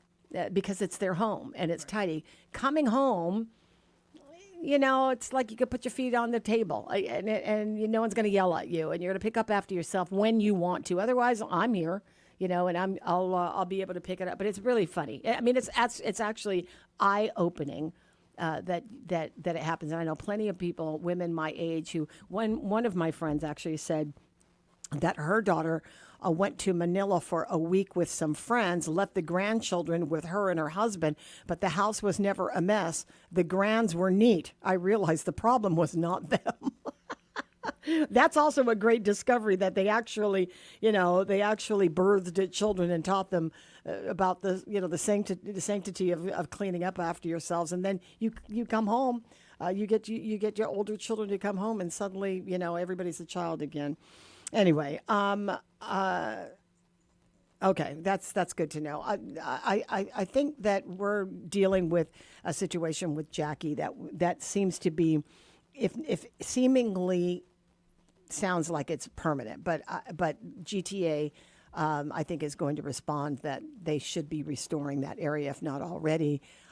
She's made it a point to go to GTA and talk to them about the service, where she was probably in line with thousands of other people who had the same problem with there being issues with the, generating the service. And I hope for a resolution where everybody is satisfied, and for most part that you have to be you have to rely on a system, right? The communication is not necessarily a luxury. It is when you're downloading movies and listening to music and keeping company on social media and texting with your friends. But you clearly know that this is a matter of survival, having a phone line or having cell service. And in these days, it's mostly that everybody has a cell phone. Even if it's one of those prepaid phones that you're going to spend a lot of money to use, or you prepay your minutes or something, everybody's a cell phone. I've seen folks that are out there homeless with at least a cell phone that they could call 911. Like, just the numbers are really 911. That's really the only number that you can call, or an emergency contact. But it's crucial to life out here. And I think in places like Molesu, where the service could be static, that it's important to everybody, not only the customer, but clearly to GTA, that they're providing the service. And this is not a paid ad. I'm simply pointing out that it is a communication provider that is sensitive to their services that are not up to par. And especially in a tragic situation that, Jackie discovered that her sister was having problems not being able to get a hold of her. But again, Jackie's a very generous, kind lady, and she blames no one. It is an unfortunate situation that a lot of people were going through during that time of not having the service. And I hope that there's going to be some sort of resolution that Jackie will feel comfortable and secure in her caregiving for her mom, that she will be able to have reliable communication when it is needed the most. And sometimes that is life or death, unfortunately. That gets dramatic as that. But that is. So I want to reiterate that I sent a message off to the congressman's office that I was made aware that he has spoken with House leadership to include Jim Jordan, and that H.R. 9724 will not advance, and that the Territorial Caucus is denouncing the measure. I also had a conversation with Governor Lou Leon Guerrero, and that they are that she was sent. She also sent a message that she is against the government of Guam, is definitely against it. They don't support it, and it's a matter of violation of constitutional rights, and that they would be sending a letter to Griffith himself. But I think that'll be moot by the time it gets there, because apparently the leadership around him is not going to let that happen. 9:16 in the morning, coming out after a 2-day vacation of the legislature, working really hard right now to lick the wounds of lawmakers who didn't get their way in an 8-7 vote against the bill that was passed. That's going to be sent off to the governor's office, and of course now with the time will start to count down on when she has to act on it. But almost immediately, she says it's going to go to the legal counsel, and almost immediately she looks at it with a naked eye, and it looks like it's going to be vetoed. And she's already explained numerous reasons why.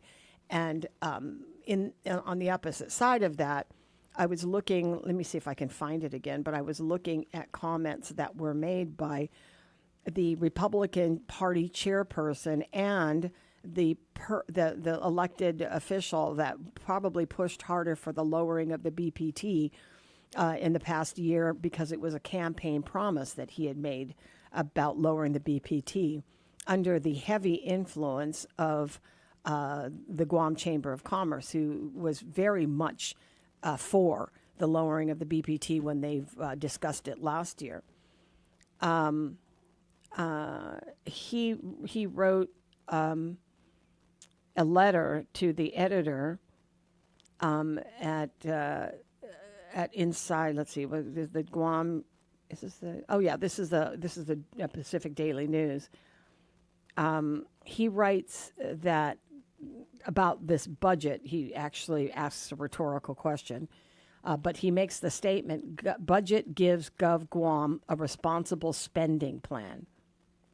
And he's hoping for the best that the people will understand it. But he writes in this piece to the PDN this morning, why have a government budget? And he says it's a 12-month plan for how a department or agency prioritizes public services. Our branch sets policy. The executive executes. Budgeting is more than a process, and it's an expectation for government to deliver critical services through a responsible spending plan. Over the last 18 months, our community has uncovered a lack of priority and mismanagement across nearly every part of the government of Guam. Money has been more of a crutch than a brace. We should not reward bad management with good money generated by the tens of thousands who expect better from us. 8 oversight hearings, 3 budget meetings for agencies under my purview.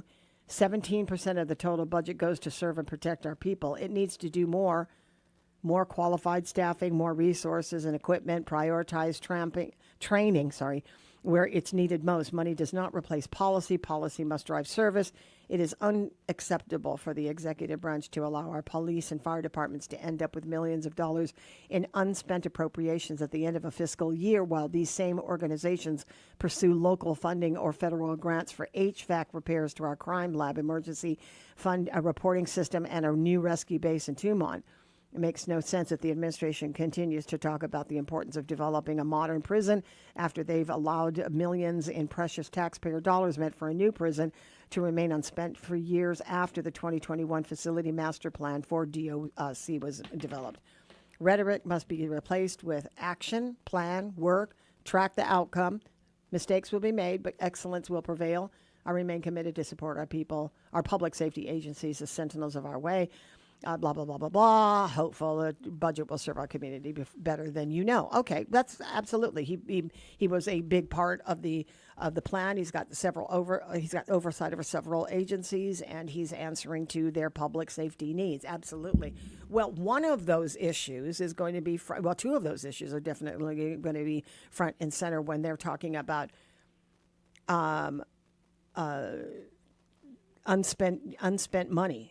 Because tomorrow is the day where he gets to assert that this unspent money will now be spent if they approve of her emergency bill to start using that money before the end of fiscal year 2026, because that unspent funds, lapsed funds, seem to be the code words for this budget, that they were complaining that even the lapsed funds from 2026 have got to be spent before they talk about any money being spent for the fiscal year 2027, which is why some of these things were not in there. Spend what you have, and then we'll talk about whether or not we can give you money through a supplemental budget once we audit the revenues to make sure we actually have the money there. So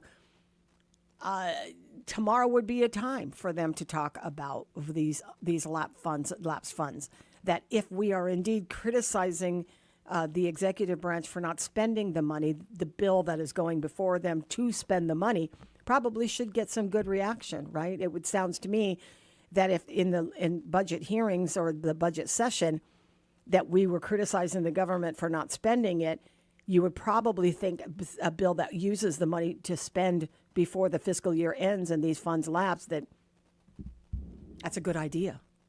That maybe these areas of concern will be funded, and then everybody should be happy until they decide about a supplemental funding for the next year, because the point had been made. You have lapsed funds for the $10 million that was approved for the jump starting of Simon Sanchez this year that has not yet been spent. But Lester Carlson makes the point, you didn't give us the money next year. So we're sitting on money that's now. That doesn't mean that it's not encumbered or it won't be used. But we need more than that. So whatever you have now, great, but we still need more because it's going to take much more to build this school. So that was one of the sticking points the governor made when she talked about the budget, that she's not going to approve any kind of budget bill that doesn't address that area.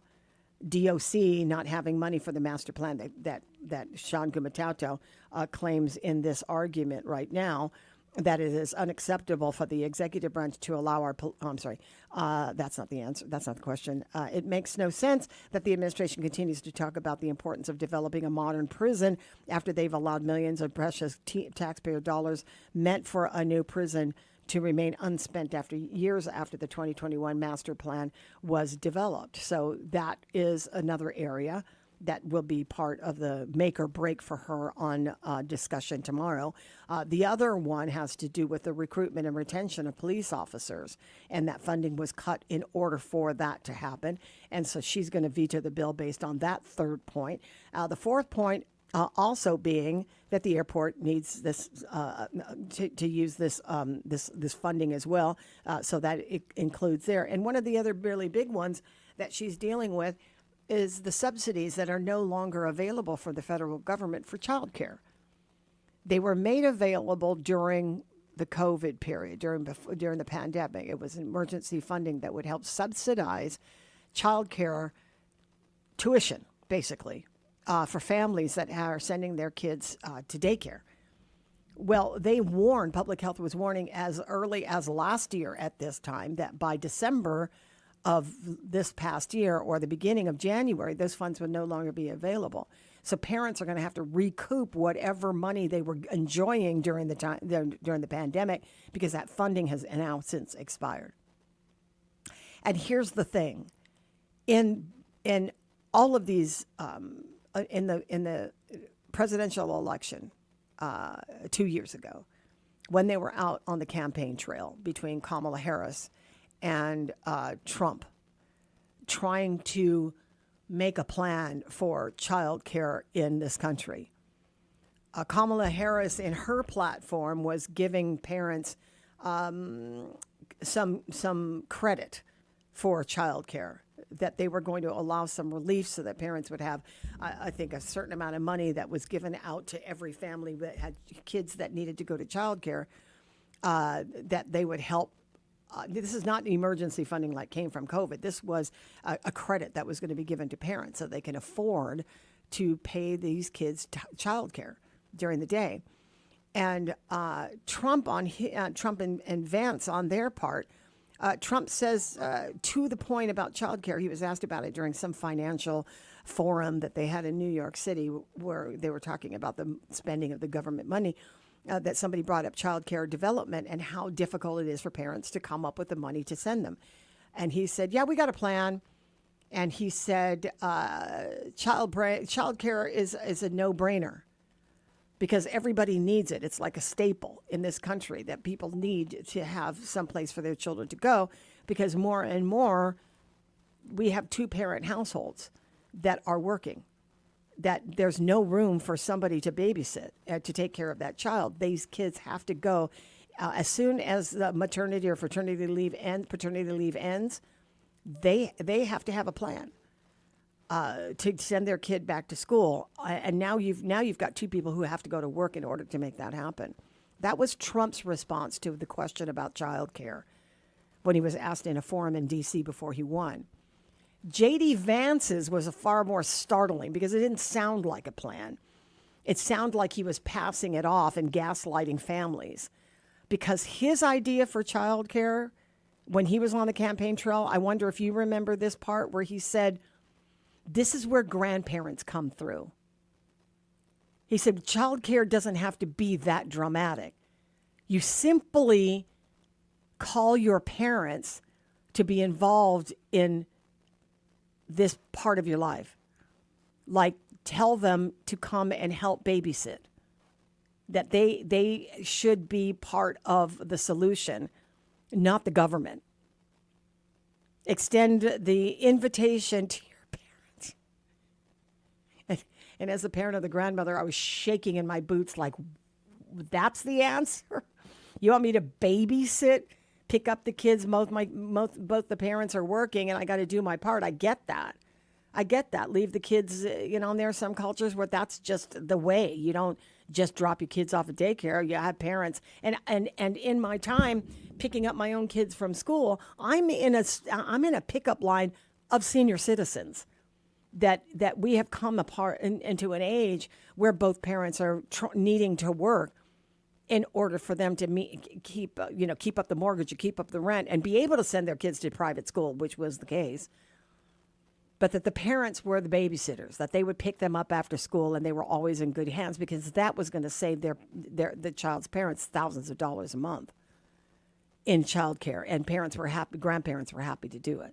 I mean, they showed up an hour before school let out because they were eager to make sure that they were there, so that child didn't have to wait a nanosecond for a ride, and they were in it. And so there are some cultures where that's always just a given. I'm just going to take care of these babies. What do you mean child care?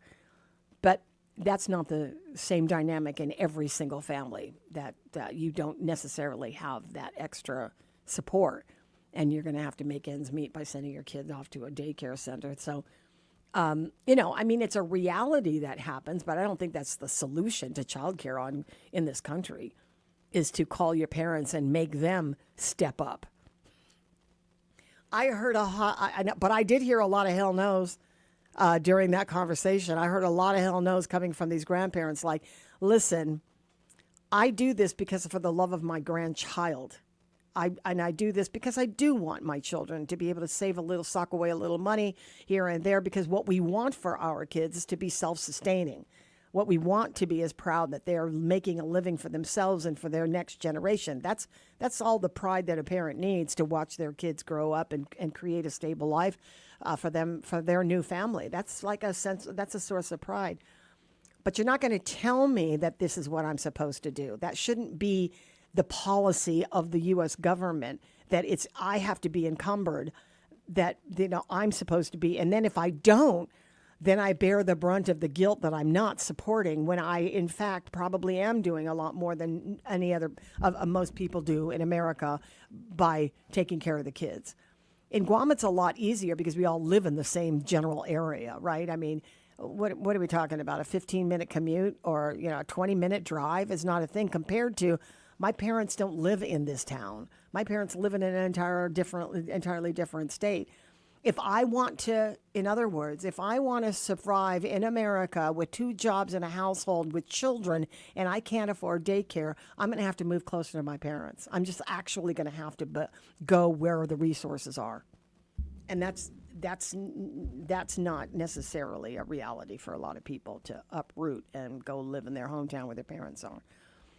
But anyway, that's, water under the bridge, because we still don't have a solution to that, which is why when they took away this subsidy at the beginning of this year, or was it last year? Whenever that happened, last year, if it was last year, I apologize, and you've been dealing with this for a year, or I apologize that you've been dealing with it for 7 months, but nonetheless, there's no money for it, for parents to get an extra, buck here and there to send their kids to daycare. And they're hurting. They're hurting right now because it is a lot. And that was, here's the thing. I was made aware of this. Bear with me as I try to freelance this one. So yesterday, I guess I'll just call, you want me to just name the people? Right? Yeah, okay. You do, right? You like it? Just go. So we were looking for a particular item that we couldn't find in all of these party favor stores. These stores, they have all these little small stores. You can buy goods, right? Right. Okay. And so we went to Dungeon. Okay. Familiar. Which is run by Jeff Moylan. That's my guy. Yeah. That's our guy. Yeah. So Jeff, very nice guy, shop owner. He's owned Dungeon for many, many years, right? And so we got to talking, and most of everything that are in these stores, we were looking for graduation things, you know, because we have that thing going, right? But a lot of these stores have now packed it away, and now they're making room for Halloween. Right. Which is 2 months. And Christmas. Yeah. But all of the, in these stores, Halloween decorations are the thing, right? Yes. So I get to talking to Jeff, and he says, what's really tough about this is they can't move their products because of the tariffs. So a lot of the inventory that they might have had for like the graduation season were unaffordable to the businesses because all of most of what they would normally get have been they priced them right out of being able to buy this because of tariffs. There's some vendors or companies where the tariffs aren't so high, but when you get around like seasons like Halloween and Christmas are all about decorating, right? And so you celebrate that season of Halloween by putting up stuff to scare the bejesus out of everybody, right? Christmas, same thing. You've got a stock of Christmas decorations that signal for a whole 45 days that Christmas is upon us. And so Halloween is where they make a lot of money in these stores, through costumes, through gimmicks, through novelty items, and just from signage. And, those, I hate walking into Dungeon during Halloween. It's like you come around a corner and then you activate some like motion scary girl.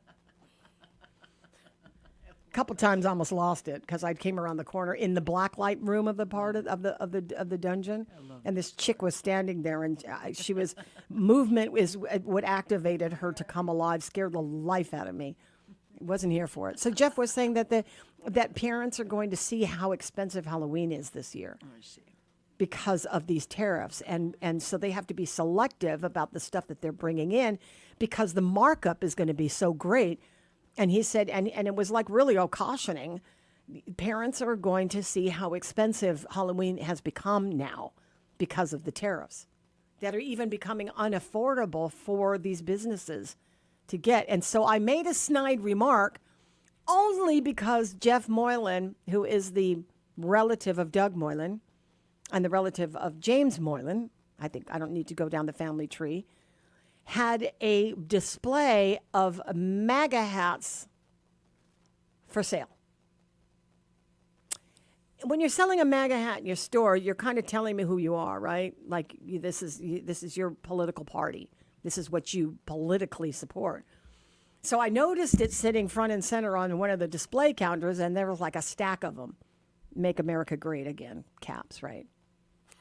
And I said, he was complaining about the tariffs and how expensive. And I said, well, yeah, because Trump. And that was kind of a gutsy thing to say to somebody who's sort of staunch, but he's also a business owner. And he understands that some of these policies and executive orders don't sit well with his bottom dollar. And he's not the only one. And I'm not saying that he's changed his political party. I never asked him about his politics. I just, assumed because of his proximity to the Republicans in his house, and that the Moylans are clearly have that history, political history. It wasn't out of the ordinary. I would see a MAGA hat on a counter for sale, and so he made the statement. I made a snide remark, and he agreed. And I'm not saying that he's changing his political party. I'm not saying anything like that. I'm saying that he agreed that some of these policies and executive orders do not really raise the bottom dollar for small businesses like his in a place like Guam and in a store that has become easily the most visited store during the holiday season. If you've ever had a costume party to go to, if you've ever had a party or something to celebrate and you needed decorations, definitely. Halloween, I think that they have Halloween products in that store year round. So it isn't just that. So the decorations, he says, is going to cost you a pretty penny. So mark his words, because he's probably right. And it just gets worse. Bottom of the hour now. We'll go ahead and take a last break here. We'll be right back. AP News, I'm Ben Thomas. U.S. Central Command's latest footage of warplanes taking off and targets being hit in Iran, the 10th straight day of attacks. Iranian forces attacked another tanker in the Strait of Hormuz and kept up attacks against U.S. allies in the region. On Capitol Hill, senators asked Defense Secretary Pete Hegseth for an estimate of the cost of the war so far. Senator, the estimate we have as of today is $37.5 billion. Julie Walker on the latest U.S. casualties. The U.S. military says 30-year-old Sergeant Michael Swinton from North Carolina was killed while disarming an Iranian drone in Iraq Sunday. His mother says he leaves behind a son, 6, and daughter, 4. Posting on social media, his wife says, "I will never recover from this. You should be home." The military plans to award Swinton a Bronze Star Purple Heart Combat Action Badge and promote him. 2 other soldiers, Tyler James Feehan and Isabella Gonzalez, were killed in Jordan last week by an Iranian attack, which left another service member missing. Central Command said unidentified remains were being examined. I'm Julie Walker. President Trump met with Lebanon's leader Joseph Aoun at the White House and pledged significant support, aiming to promote long-term peace after months of fighting between Israel and Hezbollah. Ukrainian President Volodymyr Zelensky's fired the commander-in-chief of the armed forces, General Oleksandr Syrskyi. It follows mass protests over the dismissal of Defense Minister Mikhailo Fedorov, seen as a driver of military modernization. Tropical storm Bertha is expected to weaken in the Gulf of Mexico as it chugs closer to the U.S., but forecasters say it could still bring coastal flooding and heavy rain. Philippe Papin at the National Hurricane Center. We do have tropical storm watches and warnings in effect for portions of the Florida Panhandle, coastal Alabama, Mississippi, and then also the Louisiana coastline. This is AP News. Seth Sutel has the AP Markets Report. More gains for makers of computer chips and other AI winners carried Wall Street higher. The S&P 500 rose 0.9% Tuesday. The Dow added 385 points. That's about 0.7%. The Nasdaq Composite rose 1.3%. Micron Technology and NVIDIA had solid gains for the second day in a row. They had fallen sharply last week. The price of Brent crude got close to $92 a barrel for the first time in 5 weeks as strikes continued in the war with Iran. That's up from less than $72 a barrel early this month. Treasury yields rose in the bond market. The yield on the 10-year Treasury climbed to 4.63%. Seth Sutel, New York. And U.S. gasoline prices were up another 2 cents today. AAA puts the national average for regular grade just below $4.02 per gallon. There's more news at apnews.com. I'm Ben Thomas. Thanks for listening. The road to Adelup is set. This time, we sit down with Democrat candidates Senator Joe San Augustine and former Senator Dwayne St. Nicholas. Catch the full conversation that took place on May 8 on the Wave 105 YouTube channel. Stay informed and hear their vision for Guam's future. Wave 105 is a Glimpses of Guam radio station. Bite into something sweet today as we explore the surprising hidden chemical defense system inside a delicious tropical favorite. Welcome to the National Day Spotlight for July 22nd. National Mango Day is dedicated to the luscious, juicy treat that people all over the world love to enjoy during the hot summer months. While the mango is widely recognized as the undisputed king of fruits, it actually carries a hidden biological defense system designed to ward off predators. The fruit pulp itself is perfectly safe, but the sap, the bark, the leaves, and even the outer skin of raw mangoes contain an irritating organic compound. If you've ever been to summer camp, you might be familiar with it. It's the same toxin found in poison ivy and poison oak. Handling fresh fruit straight from the branch can trigger painful skin rashes, proving that nature will go to great lengths to protect its sweetest treasures. That is very, very interesting. Really? I did not know that. So, you have never gone picking mangoes before? I have not. I pick them at the store, at the grocery Gotcha. store, and bring them home from Yep. there and haven't had a problem with it. Interesting. They must do something between the tree and the store. Yeah. We're also celebrating National Panucci Fudge Day and National Hammock Day.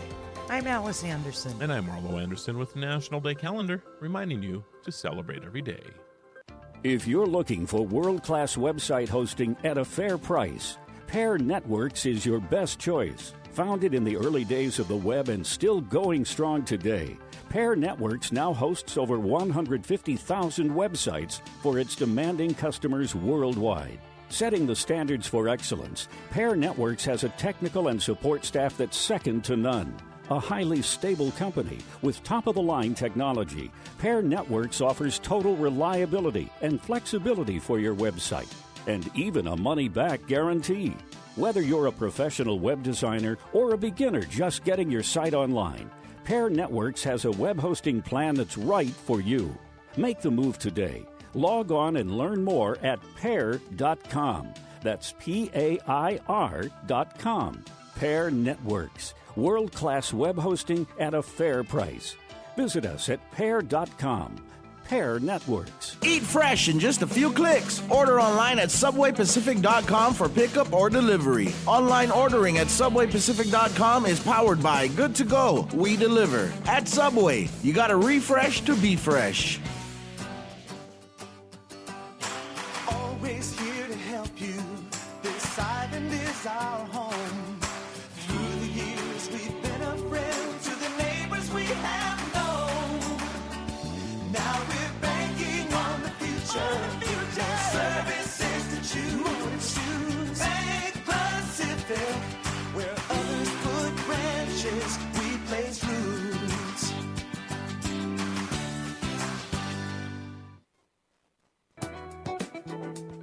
What do world champion martial artists Brandon Vera and DJ Jackson have in common with jazz great Patrick Palomo? They all teach Mount Carmel Academy Charter School students.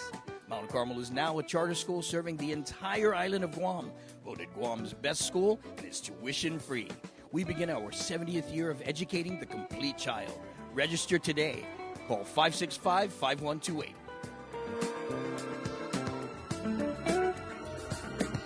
When families feel safe, communities grow stronger.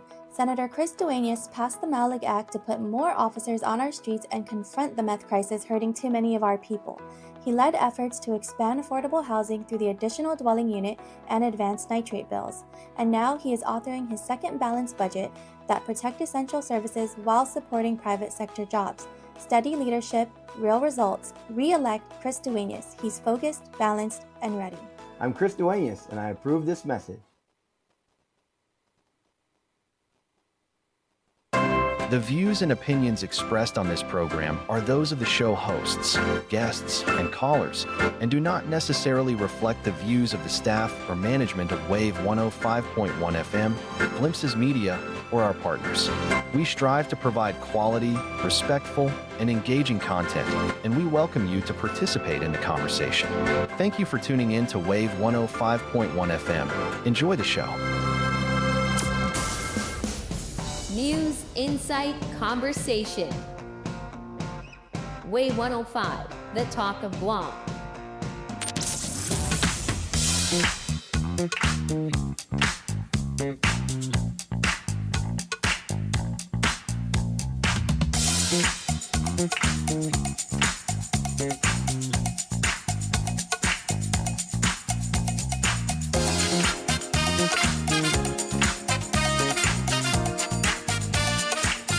Well, apparently there's enough people out there that can agree about the grandparents' role in child care. We're sort of, we're actually taking off on the governor's point that she's going to veto. I mean, she wants money to be released for under the fiscal year 2026 budget that will allow for them to make up the loss for subsidies that were given to parents who to try to afford child care.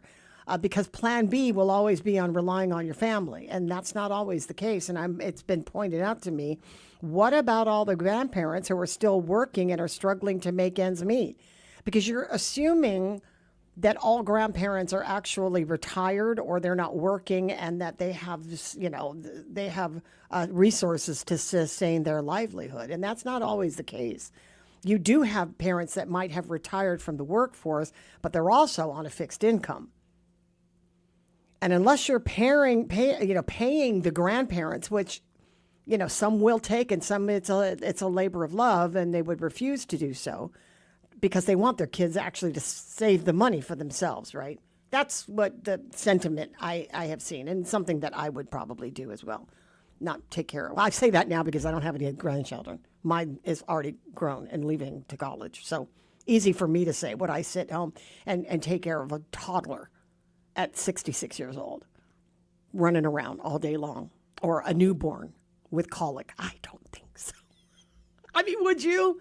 It's like, it's that kind of babysitting it can be a lot. But anyway, that there are those who are living on a fixed income, but they need to make ends meet because prices of things have gone up. So it does make sense that they would necessarily need extra income in their family. So their schedules may not be so available to their children and grandchildren. especially if it means that they're cutting into their bottom dollar, right? Fred Bedalia, who's running for senator, says, thanks for talking about babysitting and grandparents. As a grandparent, I was assigned to babysit my grandson, Kiko. I can add this to my resume. Retired chief babysitter. It was an opportunity to challenge Kiko to blackjack 21 and observe his ability to recognize if the cards were stacked against him. LOL. Good point. Good point. I think we all definitely see this scenario that this has become a thing. This was one of the top topics in the last presidential election. And the only person who had a plan, I said this, I'm saying this, and Trump already won, so it doesn't make any difference how I feel about the election in this past election that happened 2 years ago. My point is that it was an issue enough for the American people that would warrant a campaign to have an entire policy written in the event they became an elected leader. This wasn't just like something that Americans aren't facing, and we don't have to give it any credibility or give it any notice while we're forming policy for Americans. This was up there along with the price of everything. And it was up there along with affordable housing. And it was up there with the crime. And it was up there with education. And child care is one of those that have squeezed in to the top 4 campaign, what's the word on it? Platform pieces that you have to include. I don't know about it being so much a situation in this election of people that are trying to get in about. I have to probably read everybody's platform on where it comes to childcare, but that's not what we're focusing on when it comes to issues that affect Guam. Affordable housing is a biggie. And tourism as well. If you were catching that forum that happened on tourism, and they had all the candidates up there at the table talking about their views on tourism and what their campaign promises would be to do something about increasing the numbers. That was all to be judged in that forum that they had the other day. And I think what the problem is going to be is there's an entire child care industry that has grown heavily from days past where they didn't have child care centers on Guam. There was no pre-K anything that existed. It was you send your kids when they go to nursery and pray for the best that they get into there's a kindergarten program someplace. But for the most part, either the parents stayed home from work because the cost to live here wasn't so that both parents had to work. But things have changed over the decades where, watching the kids was a grandparent's job or somebody else's, when I had to, but it wasn't necessarily because the parents were working as much as they needed grandma and grandpa or nana and tata to watch the kids. Now it's woven into the fabric of an entire family life. The tapestry shows that you rely on these other households to help with this burden, and who better to share that than grandparents, who are like the CEOs of this umbrella company that you have called a family, right? And I would say most are willing to do it, and most are willing to do it while they're also, enjoying their retirement years, whatever that means. Because I've also heard the same thing. After having retired from my job, my next job was because they hadn't planned it. That the person I'm talking about, she and her partner were both retiring within a year of each other. And the plan was that all of their life savings was going to go to travel and living out their lives, checking off the bucket list. And I think in a perfect world, we all have that. When I retire, I hope I have my nest egg that I've built over all of these years that I've been working, 30, 40, 50 years that I've been in business, or not in business, but you know what I mean, on someone's payroll, if not my own, to be able to sock away a little bit of money so that my retirement years will be thoroughly enjoyed without having to worry about a car payment, a mortgage, or even rent. I'm going to be able to just travel and enjoy myself.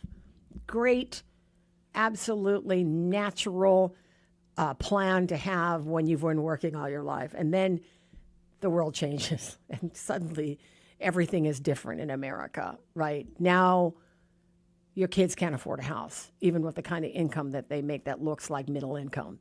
There's no way they can get into a house under 350, under 400. I think that number has risen. They can't get into a house under $400,000. And so the struggle is real because now you're just surviving, right?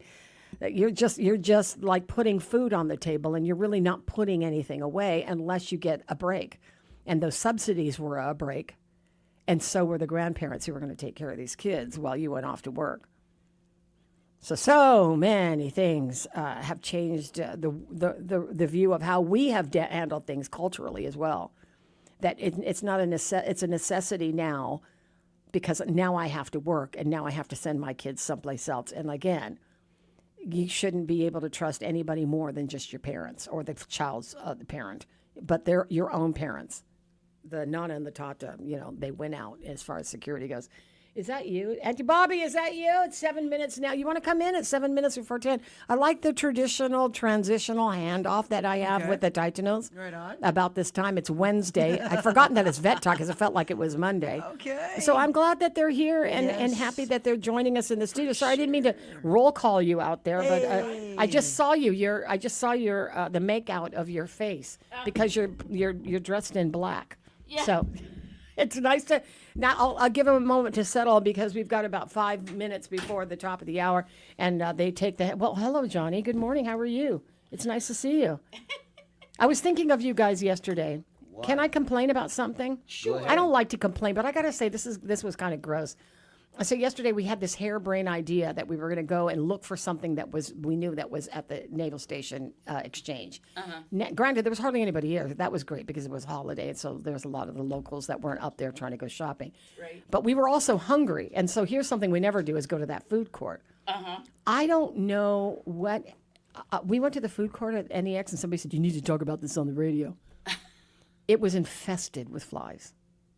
I don't know if you ever notice it up there. No, we hardly eat at the food court. Well, neither do we, and I don't think we'll do it anytime soon. We were literally doing this the whole time. They were landing on my face. You just stay still for a second, and there was a swarm that was attacking the table. Did you complain to No, anybody? I didn't complain. There was a lady who's just the whole thing. Well, I am now, so I fear I'm reaching the ears that would best be told than it is to go to a higher command. I mean, what am I going to do? I'm not a beneficiary of these benefits, so I'm going to not be the girl that's going to. But you're not there for nothing. No, this is true. But they did have the one lady who was just like spraying down the tables and wiping them. And I thought all of these other people literally were this. And I knew that it's like somebody was going to say something at some time that this is gross. Was there a body laying around or anything? That's what I thought. Well, if you're listening down there at Naval Station, the food court, clean that place up or get somebody in there with a big fly swatter. Somebody said, that most of these places like food courts, the doors are constantly opening and closing. I can understand how they get through. Right. I don't know what the mitigation is for pest control, but I know that you don't walk around with fly swatters. But in some of these places where they have food that's actually exposed, they were swarming inside that little cavern. That's unacceptable. Yeah. That's a sanitation issue at this point. Yeah, that's really weird because I've never, all the times I've been down at the food court, I've never seen an infestation of flies. Neither have I. This was the very first and the time doors do that I saw. open and close, but not long enough for the flies it was to pretty. come in. It was actually like I walked by, and on one table, there was about 15 flies that were just sitting on the table. So clearly they were pecking at whatever leftovers were at that table. And the lady was trying to keep up with spraying and wiping down. But, it's everything. They get on the handles of the chair. You know what I mean? Anywhere that people have touched. Was the air conditioning working? Not really. It was hot. I It was wonder very if muggy they left in there. the door open for an extended aircon. period. Yeah, the aircon, it was warm, but once you got inside Yeah. the actual exchange, it was cool inside the retail part of it, but the food court with the door opening and closing, it was pretty warm in there. So we thought the aircon was broken. But it was an attraction for the food, that's for sure. Who's the admiral? Oh, God, I don't want to do that. Who's the admiral? I'm not sure. I You know, don't remember his name, but still, it's a legitimate complaint. Yeah, right. It's a just very that, like, legitimate again, I am not an eligible beneficiary. I am a guest, and so when you're going to someplace like that, you're not. They don't really care how I feel as a civilian. I'm thinking to go up the chain, like, I demand you clean. Like, who are you anyway? How did you get on it? Plus, you were sponsored. Who sponsored you? Yeah. You know, and then It that doesn't person. matter when something is unacceptable as that. That's a sanitary. That's so true. Health Well, I issue. have the only Health choice I issue. have is not to eat it. That's Right. the only choice I have, not to go in there and start That's whining. right. You got a choice. And but then the plus thing my it is- sponsor, you know what I mean? There, you know, he was also really upset about it, but he's also retired and he's not gonna, you know, he's out. In other words, I know, John. I should have gone with you. Yeah, you'd have gone with me. Whoa, we'd have been kicking down chairs and doors. And I'd have been everything right for there. Somebody. I'd have been. I would have been holding your hair. Oh wait, do you have any? Yeah, you do. I would. I'd have been your backup. I would have been your wingman. Like, go, Johnny, flip that chair. No, you wouldn't. I would Patty totally O'Rourke. do that. You would have Well, only cowered one in of the us. corner I've always going, said to Dice, only one of us has bail money. Hey, Anyway. we don't have bail money, so if they take him to jail, I'm leaving him there. Well, thanks, dear. That was easy. Let's settle that. Yeah, but every time I go on base, I always remember that you always park in the Admiral's parking, and I'm like, I can't, honestly. I do it on purpose. I now. know you do, which is like, how do you handle that in the car? I'm like mortified at the thought. As soon as we park, I get out. You got and him run. They got like 3 slots in every exchange, gas station, everything for the Admiral. Oh yeah, it all says that. Yeah, no, it's absolutely. What are they going to do? Try to tow your car? Right. Shave my head and send me to honestly, Vietnam? Honestly, he was given permission that if there's no handicap parking available, he's Then you welcome have- to park there. That was 2,000 admirals ago. Yeah. I don't know how you Right? extend that courtesy after 1,000 years. I can't even remember his name. I'm running on the promise. I'm good. Oh, that's so funny. But I do think I said, you know, Uncle Johnny, every time I come up here and I see that there's a XO, CEO, mothers that are pregnant sign, I hear his car in there. I'm like, there's no women pregnant around me. Let's just park here. But, you're going to do what you got to do. You know, Yeah, well, Bobby, she runs. she runs. If she's running, I'm running with her. I'm like, if she's running, because she's tolerant, if she's running, I'm going to go, shoot, she's running. I better go with her. Instead of you over there flipping chairs because of flies. It's unacceptable. That's third world. We're not third world. It did, honestly. flies I had is these just images. It's like, unacceptable. you see these images, they're landing on my lip, and I'm going like this over my Raising Cane's. I'm like, that's weird. This is not a good image of people fighting. And off with flies. military, right? Even when they're going to have their people rent homes outside, they're Mhm. very particular About standards, everything. right? Yeah, standards. So Did you know that is one really of unacceptable. in the specs for military housing? I heard this from May Habib's husband, who they were renting out their house. That if you have not the shutters, blinds in your house, they can't have the string on the side of the blinds because it's a health hazard for little children who might go try to play. And it has a loop, right? Well, they think they're choked But it's themselves to high. death. Choking, yeah. It's I mean, the ones that are hanging, it's a hazard that somebody could be hung on these. Who knew? They think of everything except for the flies. Well, Is that your point? Yeah. That was my point. That was her Patty point. at 10:01. Yeah. I mean, this their is- standards are pretty high, so Yeah. it should apply to everything. They're right. I'm with you. I should have complained. No, I'm kidding. I would never. I'll wait for you. I'll wait for you to complain. Hey, listen, we got to move on because you're next. Thank you for reminding me. It's a minute into your time, Uncle Johnny. You're so kind about it. He goes 10:01. When are we going to the base? When are we going to the face? I'm riding with you. I feel like I'm going to get in without any problem. No ID necessary. But it is 10:01, and we got to get out of here and make room for Vet Talk. That's happening right now. And, of course, Paulie Seba doing his thing tomorrow programming as well during that 4-hour shift. Go Across the Yard as well, where Power 98 is hosting Dice on the radio from 2 until 6 o'clock tonight. It's 10 o'clock in the morning here on Mornings with Patty. I'm Patty. It's time to get out of here. KGUM-FM and Daddy to Guam. Have a great day, everybody. We'll see you back here tomorrow. Thanks, Dice. Mwah. You know the kid.